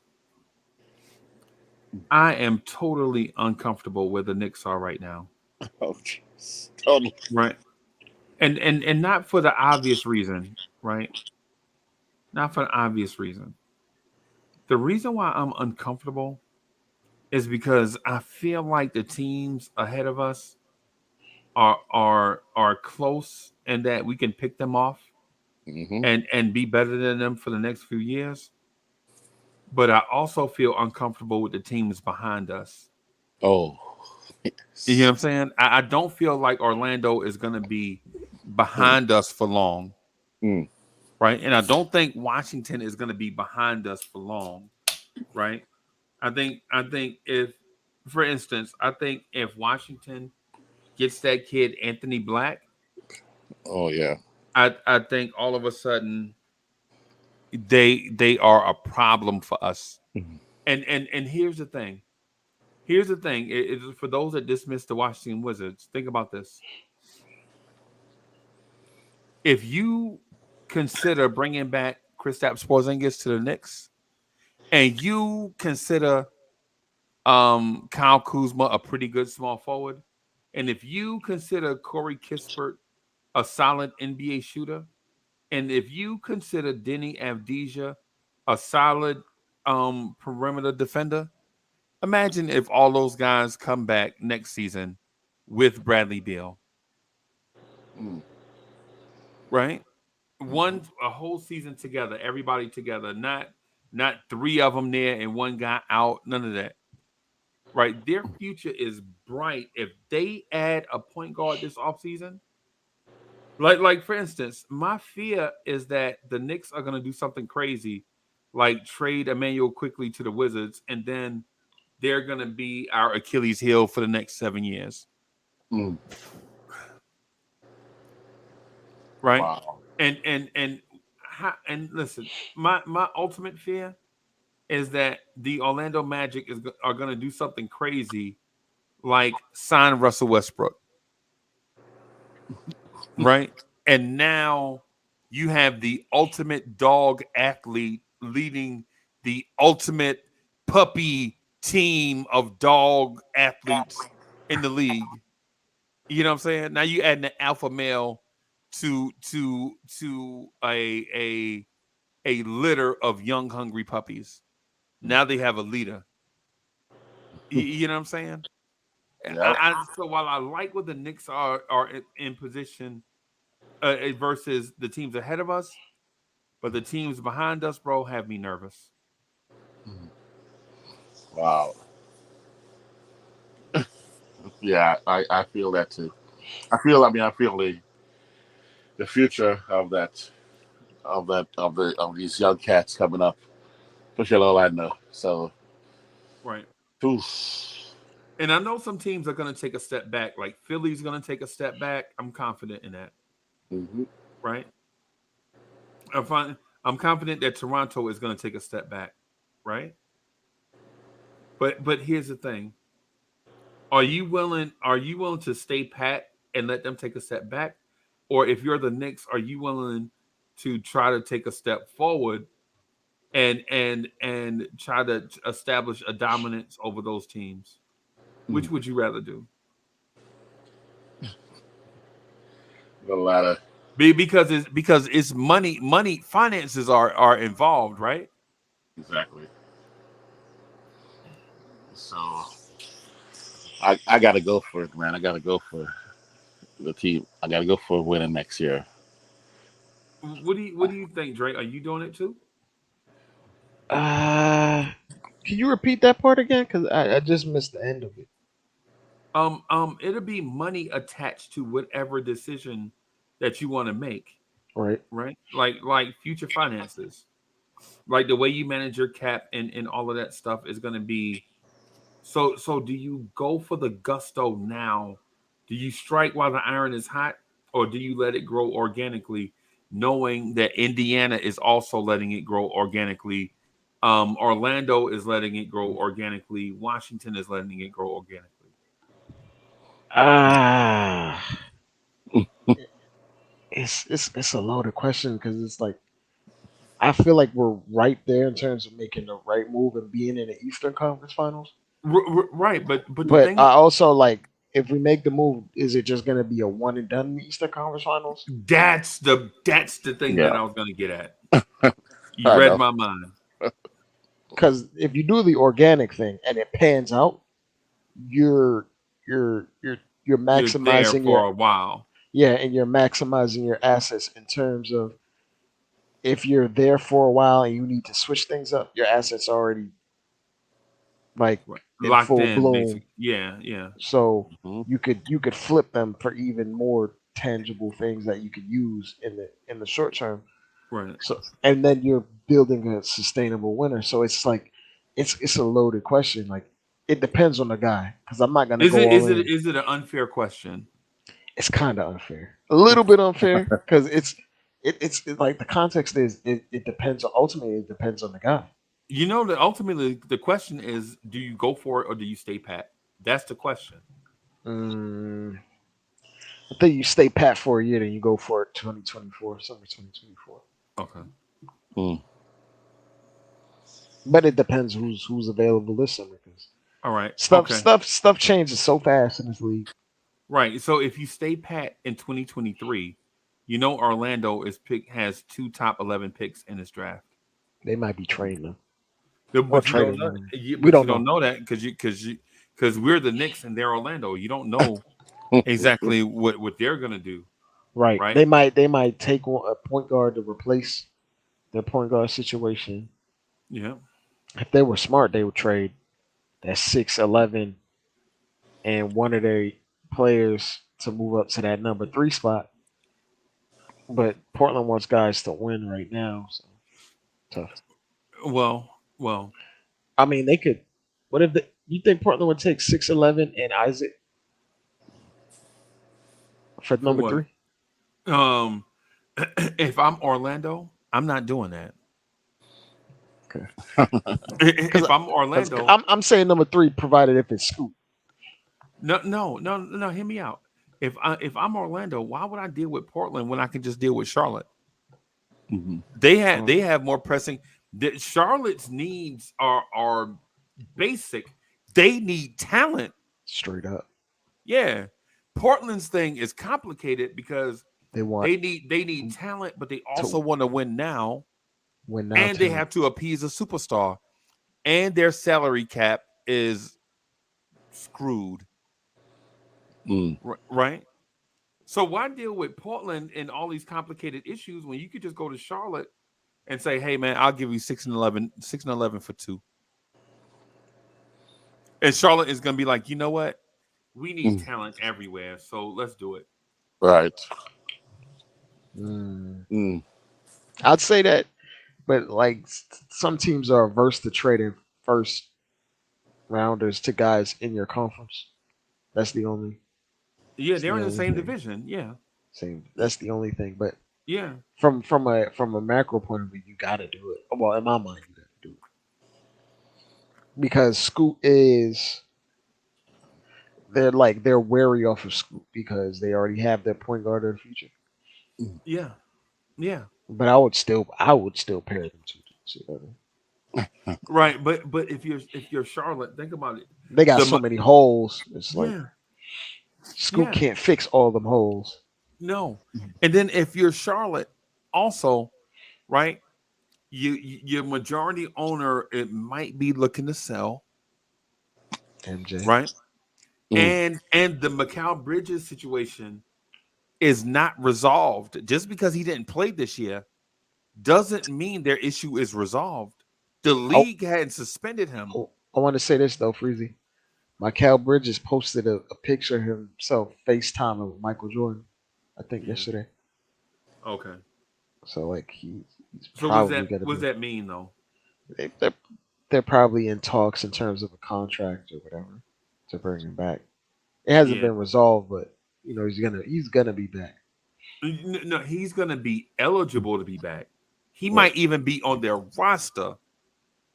But to think the league is not gonna punish them for what he did, or what they think he did. I think he was suspended already, wasn't he? No, he wasn't suspended. He didn't get a contract. Oh wow. Think about. So when he does get under contract, then they'll suspend him. Yes. Yeah. Gotcha. Yeah. So that issue is not resolved, and then if it doesn't resolve itself, then what do you do? Right. So if you're Charlotte and you have all these issues and yet you have the number 2 pick, I think it's too easy. I think it's too easy. Orlando says, "Hey, listen, we'll give you Jonathan Isaac. We'll give you the number 6 and the number 11. You know what I'm saying, for the number 2 pick." Orlando trades up and gets Scoot Henderson to go with Paolo Banchero. And now they have Jonathan Isaac in place as the Miles McBride. I'm sorry. The Miles Bridges replacement in the short term, right? For the short term. And then in the long term, those two dudes can play together. I mean, it's a lot to take in. Right? It's a lot to take in. Miles Bridges did get suspended for 30 games, but It didn't kick in until next season. Okay. So Okay. he's getting 30 games off rip whenever he does get a Okay. contract. Okay. All right. So okay. So he's got 30 games. So you still need a small forward, power forward. Yeah. Yeah. By So the if way, you're Charlotte, I'm go. sorry. Go ahead. You know, Hoop Social says Gigi Jackson comp is Who? Isaac? Obi Toppin. Don't do that. that's what they said. Obi Toppin. Are they watching him play? They said Cam Reddish. Oh, okay. That's unfortunate. That's unfortunate. And, No, it's not. No, it's not. No, I watched GG Jackson play. They're talking about skill set. They're not talking about mentality. I And know. if they said mentality, it's an unreputable. Come on, man. This dude There lost was to Tennessee. question marks about Cam Reddish mentality in high school. Yeah, but the thing about GG Jackson, bro, is the dude cried or was about to cry after a loss to Tennessee in a conference game in February. Wow. Yeah. Okay. Right. Yeah. Now, I don't know about y'all. The whole grown man crying thing, you know what I'm saying? I'm like, yo, toughen up, kid. but if you're passionate about that and you know Tennessee is better than you, True. then that means there's something there. Mm-hmm. You know what I'm saying? I mean, yo, to me, get me to. I like the guys that feel bad when they lose. Right. And I know others don't care about stuff like that. I care about stuff like that. It's the comparison between are you a person who loves to win or hates to lose? Yeah. Which is and GG Jackson is a dude that hates to lose. Hates to lose. Yeah. So was Michael Jordan. Wiz, I wasn't gonna go that far, Michael Jordan. I'm just saying that. You know. By the way, actually, they said the comp is a taller Cam Reddish. They weren't talking about mentality though, just skill set. Skill set, yeah. Yeah. But go back to your dialogue there with. I just thought it was funny. Yeah. I ain't gonna lie to you, bro. When you think about it, I mean, what do you do? Chat. Should the Knicks go all in? Oh man.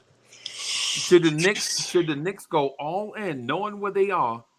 Should they go all in to be better than Boston and Miami next season, or should they continue to slow burn like what Denver did? By the way, give me an example of what all in means I to would you. go all in if it meant we don't bring back Josh Hart. Oh, oh wow. So not a Josh Hart fan, huh? Well, I'm over the idea of Josh Hart. I'm over it. All in for me. It's kind of a reason you've been in the league 7 years and like a winning organization hasn't valued you correctly. You've been in the league like a team winning team valued Bruce Brown before you. Yeah. Wow. And he was languishing on the Pistons as a bum. Yeah. So all in for me would be Randle, Mitch, and Obi gone for like Miles Turner, Kuzma or Jeremy Grant, and then back up. Power forward. Really? That's all in. Yeah. Which means it's a huge. I mean, that's the biggest change. I think the Knicks. The musical chairs this summer is going to be interesting. It's going to be crazy. So I'm saying they wouldn't go. They're not going to go all in. So what if I told you you can keep those guys and just add Kyle Kuzma? How would you feel about that? Randle and Tyler. Right. Oh man. Keep Randle, keep Obi, and you move Derrick Rose and Evan Fournier and add Kyle Kuzma. Wow. And Coach Tibbs is still in charge. Well, I mean, we can't change that part. I mean, I know. That's what I'm worried about. Oh man. Okay, that's a mind numbing. It's just an alternative. That's all. I know. It's like everything in life. You just want to have options before you make your decision. But that's three-dimensional chess you're talking about right now, dude. I can play two-dimensional chess, but not three yet. Yeah. Me and Spock haven't gotten to that three-dimensional chess yet because that's mind-blowing to think about how they can be used to maximize the possibility. Well, Now you know Oh, if you get chess Kuzma. is already 3 dimensional. You know that, right? I know. You mean 4D? Right, but and yeah, and then and plus, Wiz, if you now mind you, if you get Kuzma, you're not going to be able to bring Josh Hart back. Oh man. Oh God. Oh man. Wow. I mean, But actually, you make that sound like that's gonna stop me, Freezy. Me? No, I'm saying that the 30 million, whatever it is, you got to pay to bring in Kuzma. You, I mean, everybody's funds are limited, bro. Yep. mm. So no, Josh. Actually, I'll be okay with that. But I'm just trying to find out how Kuzma fits in. At the I mean, three? off the Yeah, Kuzma's bench. at Oh, 3. oh, Nah. No, He's stuck. You're not paying nobody $30 million to exactly. come off So the bench no. unless you Jordan Poole. Grimes is on the Grimes gets benched, right? So it's Yeah, Grimes, IQ, I Hart, and kind of like Obi playing. Wow. You know what? Yeah, I'll do that. okay. I'll do that. I mean, of course, I don't know what's going to be like in the playoffs, but in regular season, that's 50 wins. Yeah, easy 55 These are plus. 50, right? Oh, 55 50 plus, plus. not 55 plus. I'm sorry. Right, 50 plus. So 50 guaranteed, 55 likely. Now, Right. playoff time, will Randall show up and does Kuzma have that playoff dog in him? Actually, Kuzma is not really a dog, period. Actually, Right. when you think about it, so that's why I'm big concerned. Can he get some of that, and where does he get it from? It's not coming from Tibbs. Is Brunson the kind of leader that can actually? I think this summer Brunson needs to take those guys on a like a retreat. You know, one of those those company retreats where they're trying to teach each other, trust each other, the Yeah. confidence thing, he goes into he takes them to like a remember the prison movies where not the movies where they take the kids to prison. What's it called like Oh, scared straight. Scared Straight. And Yeah. he takes them to the woods and like they it's like a survivor type trip where he goes cut off no cell phones. We go Yeah. to the woods and we're gonna find a way to get out of this woods. Yeah. And hopefully there's some wild animals there and that they gotta get band together to survive. Something to get dogs into each of these guys. And I know the older brother can see leading them through that. So can they get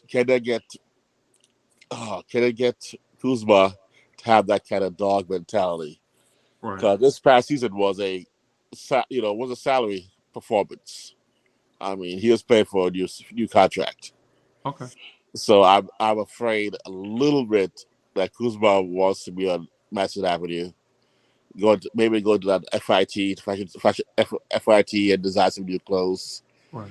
and then come back to the garden in the evening as a second job. He'll be like, he'll be him and Frank Ntilikina. exactly. Yeah. He'll be like, well, my regular day job is fashion designer. My night job is a basketball player. Yeah. I mean, Wiz, I ain't gonna lie to you, bro. I think either Jeremy Grant or Kyle Kuzma solves it. I know, and Right. My only thing How do we is who get you that taking point? out of the starting lineup? mm, RJ or Quentin Grimes? Well, if we're talking like skill set and ability, Jeremy Grant is probably the best fit mm, because he's low usage. He's a better 3-point shooter and a better defender than Kuzma. Right. okay, Kuzma wants to be able to score and get like isolation opportunities and all that other stuff. Yeah. And I he's think not he's as good good at of a it though. defender. Yeah, he's solid at it. Yeah. yeah, But ultimately, I think the way the Wizards are looking at it, they're gonna try to pay him and KP And right. KP, bro. to run it back. and get a draft pick. Are they gonna keep the draft pick, number 8, right? Yeah. Yeah. And Wiz, listen, and so if they do that, then now the Wizards are closer in the rearview mirror than what you No, think. exactly. Number 8 for them could be Casey Wallace. That's what it's looking like. A guard. No, they ain't gonna do that. Nah, I ain't gonna do that. They already got DeLon Wright, bro. They already have the older version of the Who's the same. second best point guard in the draft? Theirs, Monty Morris, No, I'm saying the second best point guard in the draft. Black. Draft. Amin Thompson. Oh, well, I think he's gonna be gone by 8. Yeah, he'll be gone by 8. Yeah, because the top point guard is Scoot Henderson.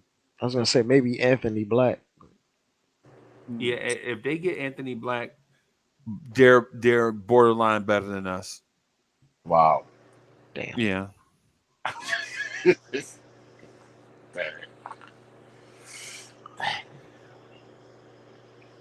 Oh Yeah. man, I don't know, man. And if they mess around and get a center, if they mess around and get a dependable center instead of that the Gafford kid who's decent, but he's not a top. If they mess around and bring Dwight Howard here from China or something. I'm not gonna lie, Dwight Howard wash. Yeah, he watched, bro. But he is fun to watch. So I think a lot of the things that the Wizards do in terms of their lineups, they run KP at the 5 a lot. So yeah, they only okay, need okay. about they only need about 24 minutes of center play. right. Can GG play center? No, No. Okay. no, absolutely no. GG Now, is if he not went to even- OKC, they'd probably make him do it. Yeah, GG Jackson is not even a defensively. He's not even an NBA power forward. Mm. No. Think all buckets. Just think all offense, bro. Oh man. Yeah, But he has the traits to be a good defender. yeah. The So physical what? traits. What? So Derek Lively the second. You're a Duke boy. You like him? No. Okay. Yeah, let's move on. He ain't nothing. Talking about centers? No, we ain't. Yeah. We don't need more center projects, bro. No, I was go talking to- about Washington. I'm talking about Washington. Washington Oh, okay. getting a center to complete their roster so they Nah, can, they ain't. they Go, can nah, they jump. ain't go. No, they'll need somebody to contribute right away. Okay. Wow. Yeah. With KP and man. So Washington and Orlando are jumping up Yeah. the charts a little bit next year. So we can't stand still, man. We gotta move forward. But adding Richardson and a ball handler guard to back up Brunson. Jeez. Yeah. Will that be enough to take us to the level that keeps us ahead of those guys? Because they come with elite players now. These guys are not playing. These are jeez. I'm very uncomfortable too. Freezer made me more uncomfortable as we go along thinking about next year. No, and I'm merely asking. I'm merely asking from a point of that same nervousness that you feel. Yeah. I'm asking from that point, like, do you go out and do a Kemba and Fournier type deal this offseason, knowing that it may work better now that you have Jalen Brunson? Oh, Or no. do you stand pat? Do you stand pat with the guy? Do you run it back? Freezy, that Josh Hart deal might be the Fournier deal. It is the Fournier, bro. Bro. Jeez. So weird. It is the Fournier deal, bro. I mean, you know what? I mean, but if Josh takes, 4 years, team option on the fourth, less than 16 million, so 15 or less. I mean, He ain't doing that, bro. You don't wait your entire career to hit free agency and take a discount, bro. You want It's that not, big it's bag. not how it works. But remember, he's in New York, right? Right But now, remember- endorsement wise, and his popularity. So what? Endorsement. He ain't like You want me to work? You want me to work harder in New York and to get more money when I can Like just work the same amount and get more money? you had to Nah. take this into account. He's 28, I believe. I know. I got twins. This is gonna be his biggest contract for his career. Mm. Yeah. Wow. The Knicks are gonna offer him 4 years, $84 million. Oh my god. Oh, And I'm gonna jump my fat ass out of a window, bro. I swear to God. I swear to God, bro. don't. Oh, jeez. How you gonna No. pay that man If- as much as you paying Randall? If I see his yearly numbers start with a 2 and it ain't 200,000, How it you ain't gonna 2 pay that man million. the same amount of money you paying Randall, bro? Oh my goodness. If it start with a 20, oh my god. Oh my. Yeah. Descending. No, man. He called up. He called it our bluff because he out here getting braids designed with NY in his scalp. Yeah, he He doing know every. he know we getting we know he bagging up that Brinks truck for him. But Kelly Oubre was doing the same thing 2 years ago. Remember, all on the New York radio, like, yo, I love the city, man. You know what I'm saying? I think I'm designed for the city. The city need a cat like me. You know what I'm saying? What was his name? Tsunami Pete? What was his Tsunami Poppy. name? Tsunami Poppy. Yeah. Mm. Yeah. And to be honest with you, I think I would rather have Oubre right now than At his price point, for sure. Oh yeah. Yeah. No question.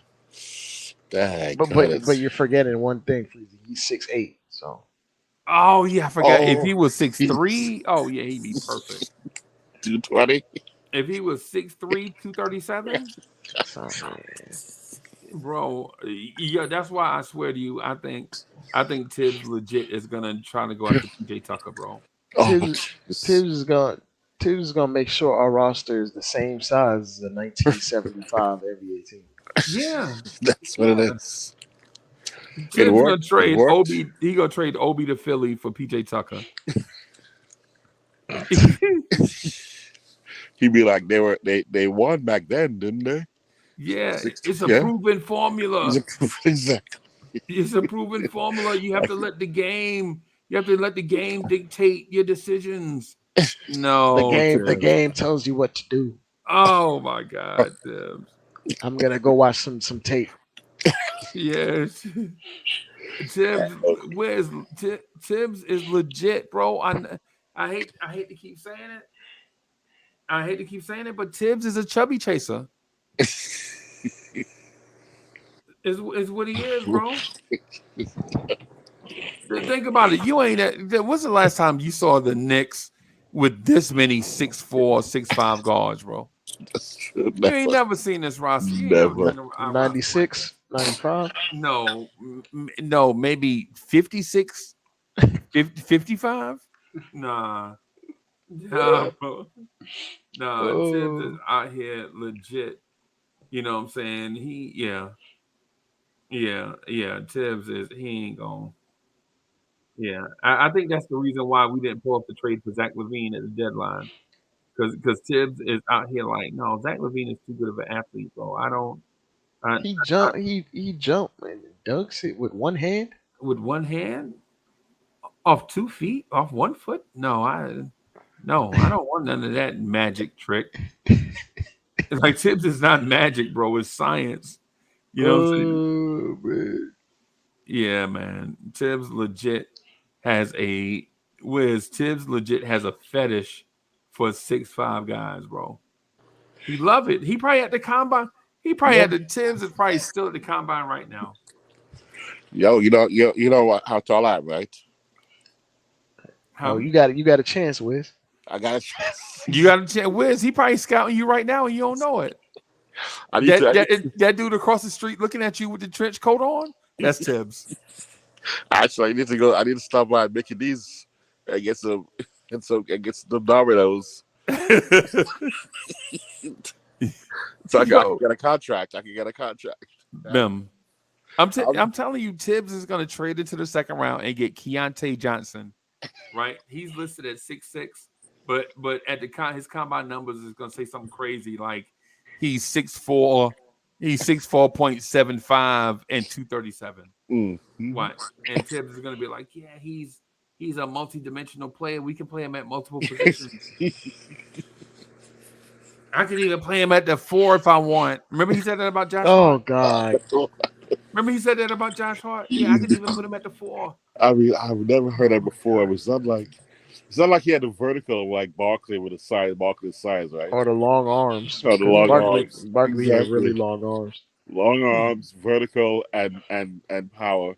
Yeah. And he basically thought, oh yeah, that's Josh Hart minus with a few extra pounds on him. That's like Yeah, If you go on Wikipedia for Josh Hart, his nickname is Josh Barkley.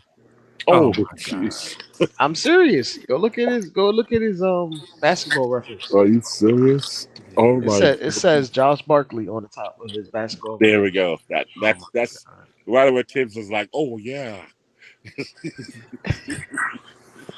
Tibbs, yeah, We no. got a we get went and got a guard that averages 10 and 8 and not assists and rebounds. 10 and 8 rebounds, bro. You Wow. know, that's what I'm saying. And think about this. This dude averages 10 and 8, right? 10. So say he averages 10 and 6 or whatever, something more, whatever. Landry Fields numbers as a rookie. Right. And we're trying to give this dude 23 million a year. Mm, Landry Fields literally averaged 10 and 6 as a rookie. Yeah. wow. Wow. And we're talking about giving that dude 5 years, 100 plus million. Mm. Oh my God. Don't even put that energy out in the world. I know Yeah, exactly. you know I don't want to. No. You know my stance. You knew my stance. Y'all know my stance from day one. I tried not to be like the Knicks hater. Like, you know how like some of us in Knicks universe, if we don't get our way, we pout and complain our way and take all the fun out of being a Knicks fan. Mm. You know what I'm saying? So I try not to be that guy, but I can't help it, man. I'm that guy. Wiz, you notice I did it respectfully, right? Yeah. I try not to know. anybody else's experience. Yep. I know. That's exactly what happened. You should have said you should have spoken up earlier. I did, but then the people in the chat was like, "Yo, you a hater? You a lemon drop?"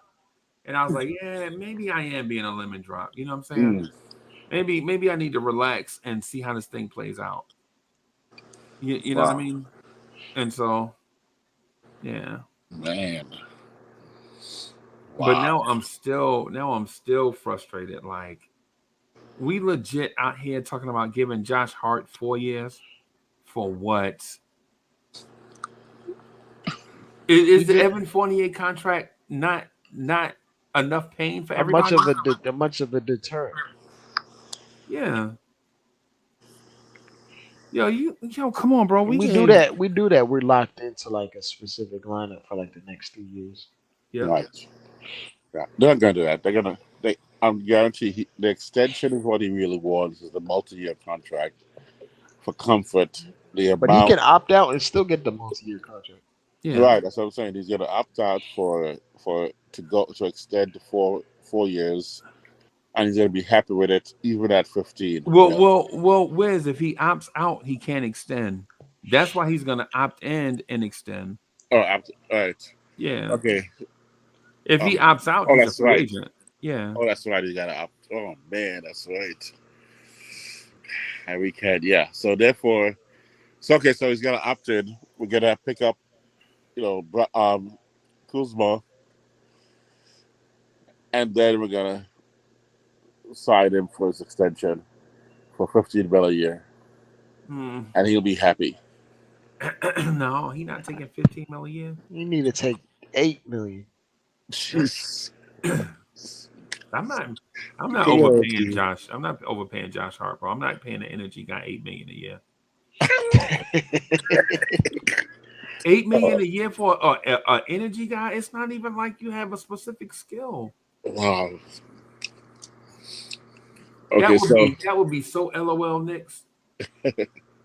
The So cats is out here. Jalen Brown and them is getting big time max money for being skilled at multiple different things, and we out here paying a rebounding guard off the bench. That would be so Knicks. okay, so hypothetically, let's say he agrees to 12 million a year. I know overpaid him. 4 years. We got Kuzma, so we have the lineup. But IQ and Obi, what's gonna happen to those two? And now we're gonna keep them all the way through till next year when they're gonna IQ is more likely gonna be here. Obi's gonna be gone. Oh, be gone, bro. Obi's gone for what? Nothing. Hey, look, man. Hey, I pack a top ramen. maybe did somebody step on that pack? Is it like is the ramen already crumbled up? Because if it's already crumbled up, then you know what I'm saying. I mean, Wiz, I honestly think that if the Knicks could just cut ties with him right now for free, without any ramifications, they would. Wow. Okay, Like so if Obi could just get mad and walk out the door, and the Knicks wouldn't have to pay him, the Knicks would be like, "Thank you for that $5 million." Like Obi just retired. Yep. okay. Now how about it's 40 in Obi's contract. They signed to trade Kuzma. That's $24 million. It's within 80%, right? Is it 80% they gotta be within? Well, what's the Wizards' Kuzma? cap number look like? Because we're operating as an over the cap team. If the Wizards are operating as an over the cap team, then you got to be within 10%. 10, 9, okay, so 10%. Yeah.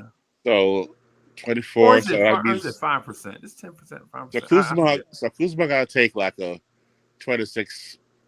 27, 28 million contract, right? Not a 30. He may want that for New York, man. I'm telling you, and a chance to be on a championship potential team. What are your promises to him though? Why would he come here? First Remember, of he's all, a free agent. Why would he come here? MSG. That's not a selling point no more. I'm not talking about the guard. I'm talking about like Chinese food with MSG. That no. I know. Brooklyn got some good Chinese restaurants. So I'm telling you. So why wouldn't he just go to Brooklyn? No. We're talking about New York City. Talking about the media and advertising capital of the world. I mean, he's going to walk into New York. I mean, watch the no one. I mean, I know he can get announcements anywhere, but it's not about being in New York. Wiz, I'm talking about like though keeping it real and respectful with you. All those things were true as far back as 50 years ago, right? But when I'm talking about right now, what would be the selling point right now? Because we are a winning New York team. We're going to the ECF. With him, we can make it to the finals. He's going to be one of our core pieces, focal points. He won't be behind anybody else. He and Brunson going to be stars. A star in New York City is a bigger star right now because we're winning than Washington tried. No, that's not true, Wiz, because the two biggest stars in the game, Giannis and Jokic. Jeez, I'm trying. They play in smaller markets. I'm grasping for straws. I'm desperate to try to find a way to get. I'm trying to help you get there too. By the way, and I think the only way Kuzma comes here is if you tell him he is legit the number 2 option over RJ and over Randle. Ooh, yeah. Oh man. Hey, Dre, am I wrong in that assumption? No, you're not. No, nope. I know. Jeez, but Randle. Hey, look, man, you don't wear all them fancy weird outfits. You're not trying to be a star, an actual tangible star. Right, and so the thing about say Kuzma is not the guy, right? Say Jeremy Grant is the guy, even though I know the Knicks are going to acquire, and I say this knowing that the Knicks are going to acquire Brandon Ingram this summer, right? Right. But just playing along with it, right? What would be your pitch to Jeremy Grant? Winning? Why would he leave money Portland? is the pitch. Money is the pitch. Yeah, But because we'll pay. Portland's got money too. Portland's owner is richer than our owner. Is Yes. Paul Allen's family, Paul. the Yeah. I forgot. Microsoft guy. Yeah. I Yep. forgot completely. But are they gonna pay him? Are they gonna pay Jeremy though? I mean, but here's the thing. They can go over the cap to sign him. So the money is really not even a major issue with them. Right, but with their draft pick, they may think that he's expendable. But also remember they gotta cater to try to please that Dame. superstar. They're gonna bring Dame back. They gotta make Dave happy, right? So they're gonna Yeah. bring him back, and they're gonna trade that pick for someone who can win right now, help him win right now. Right. But do you just think that they may think that Randall is a more win now in Dave's mind than Jeremy? All Mm, star, second, all NBA. I that's, mean, if we're talking 25, about 10. actual fit, Jeremy Grant fits better on the With Knicks. Dame, yeah. I know. I'm trying to find a way to get him. Oh man, because I mean, but also, so I. But if we trade offered Randall for Jeremy, we got to add a piece or something. We got to add Nah, That'll they be make us take they're gonna make us do oh, they're gonna sorry, make us do the I'm with weird contract. concession. Basically, next year on their salary cap, they have Dame at 45, Oh, Anthony Simons at 24, yes. Nurkic at 16.6 or 16.8, and then it's all onesies, twosies. It's Sharp at 6 million, Little at 6 million, Knox at 3 million, even though Mm. I think that's a um I think they're gonna terminate his contract. They have Keon Johnson, Trendon Watford, Jabari Walker, and Jonathan Williams. Okay, but Randall's contract is descending, right? I mean, we're No, talking about. Randall's contract is ascending. Oh, is it? Yeah. Dang, God, I'm trying to find a way to offer.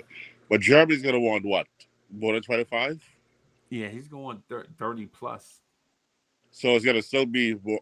So Randall's still a better deal, contract wise, than And so Jeremy. they're gonna want he's gonna um um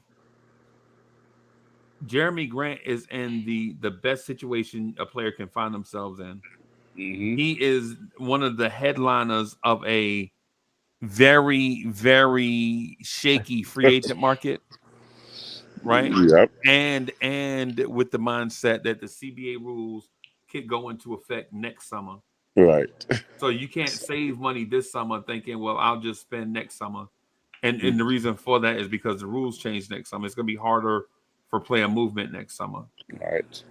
Oh man, so he's got the negotiating clout. Yeah. I'm trying to. So what do you do, Dre? Yes. I don't even know, Freezy. And you know basketball, man. I mean, how is that Oh, possible? I'm like racking my brain trying to figure out all the different routes. And if you're the Knicks, why would you trade Randall and he's an all-star on a very good contract? Like, yeah. Yeah, I know. Ultimately, if you move a Randall, you But need who to else get would a they player. want? You need to get a player and 2 picks Yeah. minimal. You're not gonna get the 3 picks where because those the 3 and up 3 picks and like multiple players. Those are reserved for guys that are like 23, 24, 25, Yeah. like Then under what do we have contract. to? What does Portland need from us that or what's Portland need that we have that won't shake up our roster too much? Liter- I'll tell you what Portland would ideally what Portland would want, right? Portland would want us to flip contracts, Nurkic and Mitch Robinson, Ooh. right? For one, right? Give us a center that's not working for a center that hides the deficiencies of their team, Mm. the right? little guards that are bad Yeah, at yeah. defense. Yep. They would want Mitch, right? Now, with that said, are you willing to swap Mitch and Nurkic? Hell no. No, No. no. Plus, we'd Number have to hold one, Nurkic Mitch is still for. descending too. Plus, Yes. we have to hold Nurkic for at least 6 months, right? After the trade, if we did it. Yeah, and Like, Nurkic has 3 seasons Left? left on his contract. mm, Oh Yes. no, hell Yeah, no. 3 seasons at a total of 54 million something dollars. And it starts at 16 million and goes up. So it's around. So average is 17 million, Yeah. Yeah. and he as the time's going, he's gotten worse over time Yeah. at everything. And he gets major injuries too, bro. He don't Yeah. just get like, oh, I pull my hammy. Nah, No, he this be out dude. for 40 games. Yes. Yes. Are you willing to wow. trade Mitch for that? You- Right now does and so this is why I say the conversation always gets difficult because it's like, what are you getting with the number 3 pick that's so valuable that you're willing to trade away? You're willing to downgrade at center. Scoot. If Screw's available. If All our right. man Thompson is available. Man, exactly. Warner will be. But you'd have to value them guys really high. Yeah, and your Like coach you gotta is gonna have to. know, you gonna have to know like this guy is gonna be 1B to Brunson's 1A Yeah, in like 2 years. yeah, You got to invest in his development. yeah, Yeah. yeah, And if it's one thing that's shown me, his front office don't really invest in particular guys specifically. Like they'll Mm, bring along multiple guys and hope one of them pops, mm. but they're not Yeah. hyper incentivized to make sure this one guy reaches stardom. You know? yeah, And they love Mitch. yeah, They love RJ. And Dolan loves Randall. yeah. So I guess the only guy we gotta add is find a way to add Kuzma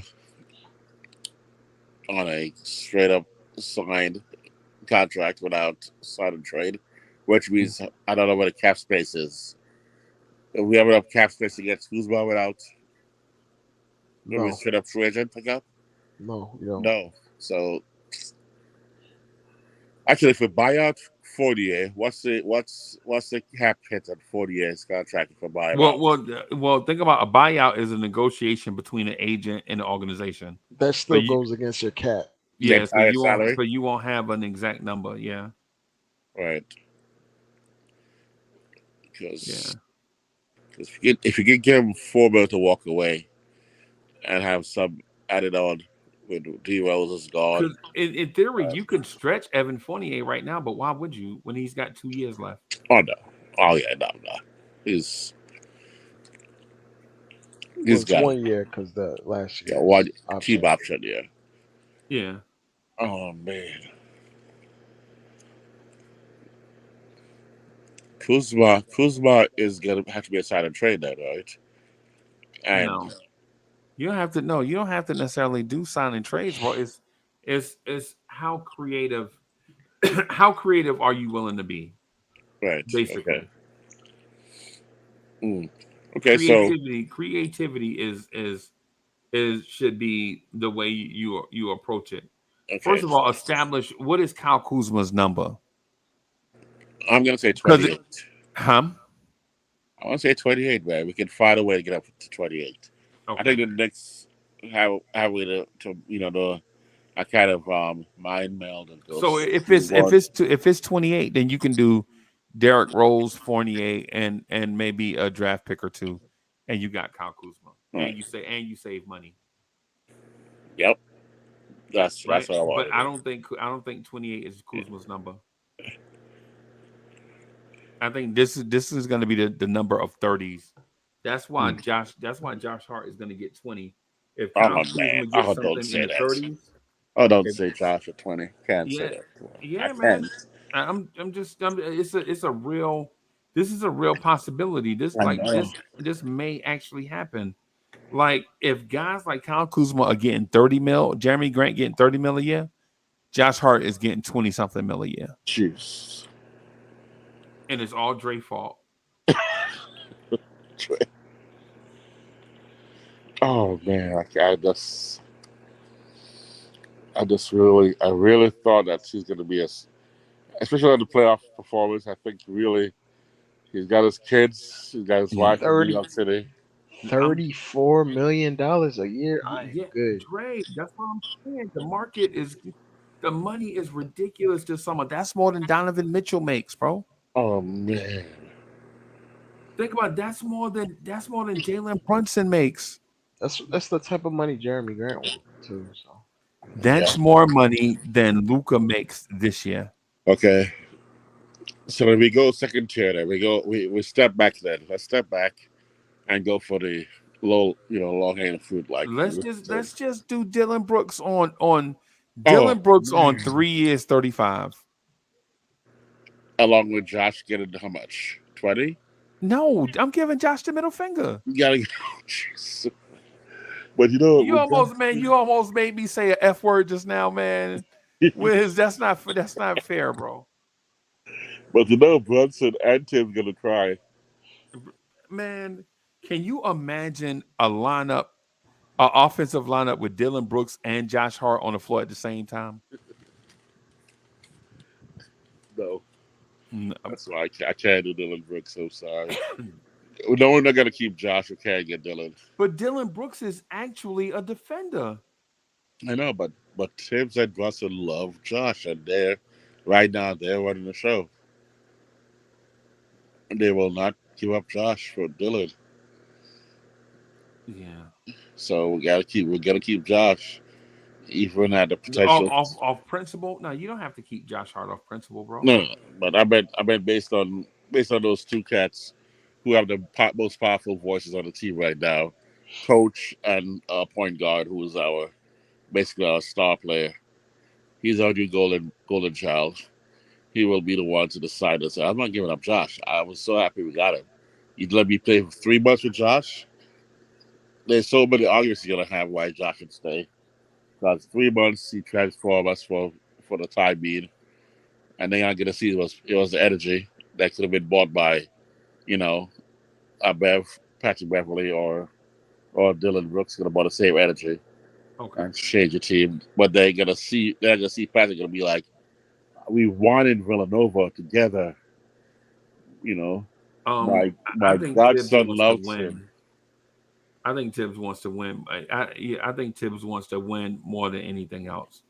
But his godson loves him, and he been trying to get him. He been trying to draft. I tried to get a guy for 4 or 5 years now. I finally got it, the one I've been asking for. Right. He'll run through fire for me. Because Right. Josh and Brunson will do whatever Tim wants. Right.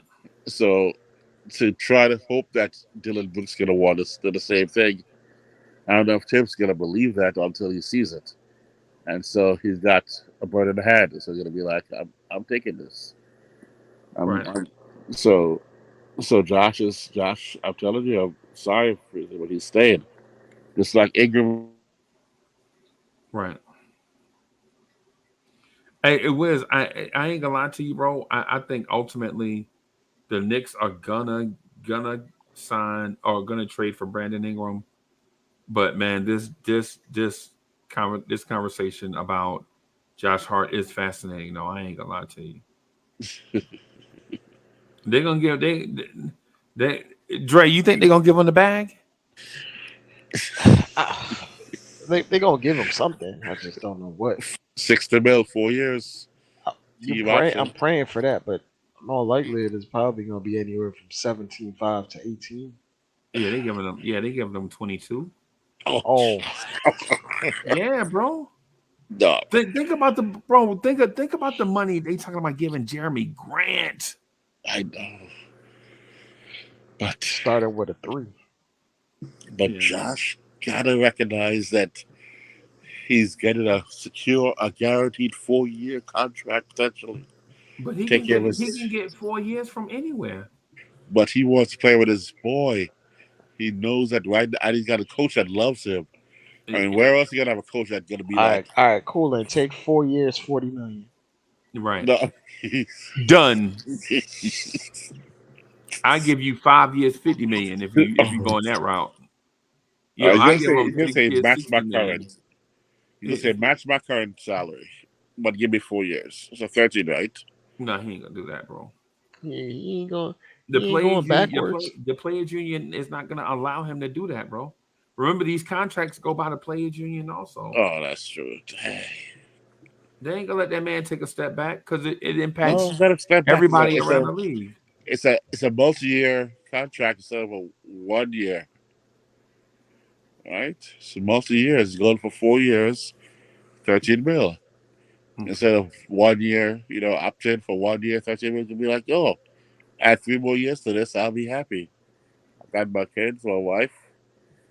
I don't need a penthouse on Park Avenue. I'll get them in Brooklyn. Yeah, he ain't gonna. Yeah, the players union Nah. ain't We gonna. gonna pay him so he can get a helipad with his apartment, Yeah, yeah, man. so The he can players fly. union. So he can fly into the He gets games in the fired. helicopter. Yeah, Oh man. yeah. I ain't even gonna lie to you, bro. I think the whole Josh Hart conversation is just an exercise. If Josh Hart is their priority this offseason, we need Oh to no. really consider who the decision makers are. But But remember, what else do they have? They have no draft pick to worry about. So the only thing they got to worry about right now is re-signing our existing guys and find out which fill in the extra slot that D Rose is how much vacated. time you need, Wes? How much time you need though Oh man. to figure out who these guys are going to be? Well, the challenge is, I mean, they should be reaching out right now, right? So you don't talk to the guys right now, Okay, right? They're talking to secondary free agents right now who just simply have a nice little shot, 3-point shot with a little D, and right. then we have a point guard mature, experienced point guard to back up Brunson. And they're like, okay, that's good. That's a good move. Let's not do anything else. Okay. We did enough because they just want to they just polishing, the furniture. That's gonna So they want to stand pat. they're because they're afraid to make too big a move. Because if they make a big decent move like they did with Kemba or Fournier, where it's like $30 million going out the door, they're gonna be like, if we fail, if we don't do better than we did last year or this year, it's a Okay. failure to them, right? So they gotta just do enough to go. Don't rock the boat, but let's just give them enough to go. This won't happen again without 3-point shooting being the worst. Okay. So that's what I think this front office is going to be about. Okay. Unfortunately, All right. Well, all right. With that said, man, I'm gonna get out of here, man. I'm gonna get out of here and call it a night, man. We've been at this for 4 hours, bro. Time flies. Time Time flies, flies bro. when you're hating on Josh Hart. Yeah, man. Yeah, man. I'm Yeah. calling Josh up, man. Freezing. He's probably listening right now. Yo, Josh, remember it's freezing. It's not And me, and man. and and tell him. Make sure when you tell him it's beige on beige crime. You know what I'm saying? That way he can understand what it is. It's beige on beige crime. So you Oh know. man. But anyway, chat. All right, Thank you freeze. for hanging out with us. We're gonna get out of here. This is like the fastest 4 hours ever. Nick's morning drive soon come. I'll holler at y'all in a little bit, man. Y'all have a good night, man. Peace, y'all.